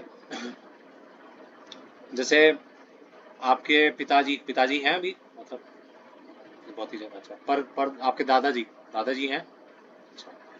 तो जब आपके दादाजी, है ना, आप दादाजी को देखा होगा, बचपन में उनसे मिली हुई होंगी, है ना, आप बोलते थे मेरे दादाजी हैं, मेरे दादाजी हैं, मेरे दादाजी हैं, है ना, बोलते थे ना सबको। फिर अचानक एक दिन आपके दादाजी स्वर्गवास हो गए, है ना, चले गए। तो क्या बोलते हैं, अरे दादाजी चले गए, रोते हैं ना, दादाजी चले गए, है ना। अरे भाई, दादाजी तो वहीं लेटे हुए हैं, बस कुछ बोल नहीं रहे हैं, है ना, कुछ देख नहीं रहे हैं, कुछ सूंघ नहीं रहे हैं, बट वहीं लेटे हुए हैं। पर हम बोलते हैं नहीं, दादाजी चले गए, दादाजी चले गए। कौन चला गया, है ना। इसका मतलब वो जो शरीर था वो दादाजी नहीं थे, है ना। जिस शरीर के जाने पे हम शोक कर रहे हैं, वो शरीर दादाजी नहीं है, वरन वो आत्मा जो उन दादाजी के शरीर में थी, उसको हम दादाजी बोलते थे, क्योंकि वो ड्राइवर थी। ये शरीर तो एक गाड़ी है, पर वो ड्राइवर, वो आत्मा, वो उस शरीर को चला रहा था, और वो चला गया तो शरीर बेकार हो गया। ठीक उसी तरीके से जैसे एक गाड़ी है, उसमें पेट्रोल खत्म, वो गाड़ी होना ना होना एक ही बराबर है, डेड हो गया। भाई पेट्रोल नहीं है तो चलेगी नहीं, बेकार हो गई। तो वो पेट्रोल जो है, या वो ड्राइवर जो उस गाड़ी का चलाने वाला है, अच्छा ड्राइवर ही ना हो, पेट्रोल भी हो, चलो मान लो ड्राइवर ही नहीं है कोई, किसी को ड्राइविंग ही नहीं आती, तो वो गाड़ी का होना ना होना क्या है, एक समान है ना। तो ड्राइवर जो है इस बॉडी का, वो है आत्मा, है ना। ये बॉडी तो केवल व्हीकल है, गाड़ी है, पर ड्राइवर जो है वो आत्मा है। तो आत्मा मरता नहीं है, ना ही उसको काटा जा सकता है, ना उसको जलाया जा सकता है, ना उसको भिगोया जा सकता है। आत्मा शाश्वत है, हमेशा थी, हमेशा है। आप हमेशा थे, आप हमेशा हैं, है ना। हम मारे नहीं जा सकते, हमारे शरीर को मारा जा सकता है, पर हमें नहीं मारा जा सकता, है ना। हमसे अगर कोई क्वेश्चन पूछता है, इतनी अज्ञानता है हमारे अंदर, है ना। अच्छा, आप कौन है प्रीति जी, अगर मैं पूछूं आप कौन है? मतलब प्रैक्टिकली वो तो मैं आत्मा बोलूंगी, और पर इतना ज्यादा कॉन्शियस कॉन्फिडेंट नहीं हूँ, बीइंग, कॉन्शियस में नहीं हूँ। हाँ, कॉन्शियस तो बीइंग हम जनरली बोलूंगी बोलते खुद हैं, को। है ना, आप कितने दिखते, क्या मतलब कितनी उम्र के हैं, हाउ ओल्ड आर यू। अब उसमें अगर लिख दो कि आई एम एजलेस, मैं कभी बुढ़ा ही नहीं होता, आई एम नेवर ओल्ड, तो क्या वो मानेंगे, आपका फॉर्म एक्सेप्ट करेंगे? नहीं, तो उम्र लिखनी पड़ती है। अरे हमने अपने फॉर्म में भी लिखा है एज, अब आप मत लिख देना एजलेस। बोला है नरसिम्हा प्रभु, आप नहीं बोला था, मैं आत्मा हूँ। नहीं नहीं, आप अपने इस बॉडी की एज ही लिखना, ठीक है। तो हम असल में आत्माएं हैं। अब नेक्स्ट क्वेश्चन पूछिए, क्या था आपका? और ये बुद्धि योग मतलब कैसे समझे, ये भी मेरा मिस हो गया है। बुद्धि योग असल में कुछ नहीं है। बुद्धि योग भगवान को अपनी बुद्धि से, है ना, लिंक करना है। ये ज्ञान जो आत्मा का है ना, कि मैं शरीर नहीं आत्मा हूँ, ये ज्ञान, ये असल में बुद्धि योग है। देखिए, योग का मतलब होता है जोड़ना। किसी भी चीज के आगे योग योग लगता है ना, जैसे कहते हैं ना 1+2 मतलब 1+2, हिंदी में कहते हैं योग। तो योग मतलब जोड़ना, और जोड़ना किससे? भगवान से जोड़ना, है ना। तो बुद्धि को जब आप भगवान से जोड़ोगे तो बुद्धि योग बन जाएगा। कर्म ठीक। को अगर आप भगवान से जो जोड़ोगे तो वो कर्म योग बन जाएगा। ज्ञान को अगर आप भगवान से जोड़ोगे, ज्ञान योग बन जाएगा। तो बुद्धि यानी अपने ये शरीर की चेतना को जब आप आत्मा की चेतना बना लोगे तो वो बुद्धि हो गया, सिंपल। ठीक है, क्लियर हो गया? जो कृष्ण कॉन्शियस है, ठीक है। Yes, exactly. और आपका एक क्वेश्चन था कि अहंकार नहीं जाता है ना। एग्जैक्टली, मतलब मैं हमेशा मैं मतलब सामने वाले को भी मौका दूं, अगर वो गलत है तो भी फिर थोड़ी देर बाद वो हाँ, तो रियलाइज कर ले ये अहंकार नहीं जाता। जाएगा जो अहंकार से फ्री लोग हैं उनका संग करने से, जो आपसे एडवांस डिवोटीज हैं उनका संग करने से, उनकी बात मानने से, उनको फॉलो करने से, उन जो वो कहें उनको मानने से, ये धीरे धीरे अहंकार शुद्ध होता है। मैं आपसे क्वेश्चन पूछता हूँ, आपने कॉलिंग की सेवा करी थी? है ना, लोगों ने, कई लोगों ने तो ऐसे भी बोला होगा ना, भाई नहीं करना हमें, नहीं है वो, ऐसे थोड़ा बोला ना, है ना। अहंकार को ठेस पहुंची कि नहीं पहुंचती है ना। अरे भाई यार, क्या मैं तो इतनी अच्छी थी, ये वो मुझे ऐसे बोल दिया, बताओ। जब हम बुक्स बांटते हैं, कई बार हम बांटते हैं, लोग आगे बोलते हैं अरे क्या तुम लोग यार वे हो, कोई काम धंधा नहीं हो, अनाप शनाप बोलते हैं, तो हमारे अहंकार को ठेस पहुंचती है। तो अहंकार इससे शुद्ध होता है वास्तव में, है ना। अहंकार इससे वास्तव में शुद्ध होता है। तो सेवा करिए, भली कठिन लगे, बट सेवा करेंगे तो अहंकार शुद्ध होगा। जो आपको आज्ञा दी जाए उसका पालन करने से अहंकार शुद्ध होगा। यही हमारी प्रैक्टिस है, ठीक है, यही हमारा ध्येय है, यही हमारा टारगेट है। ओके, और किसी का कोई प्रश्न? थैंक यू प्रीति माता जी। हरे कृष्ण प्रभु। Anybody else has any question, any doubts?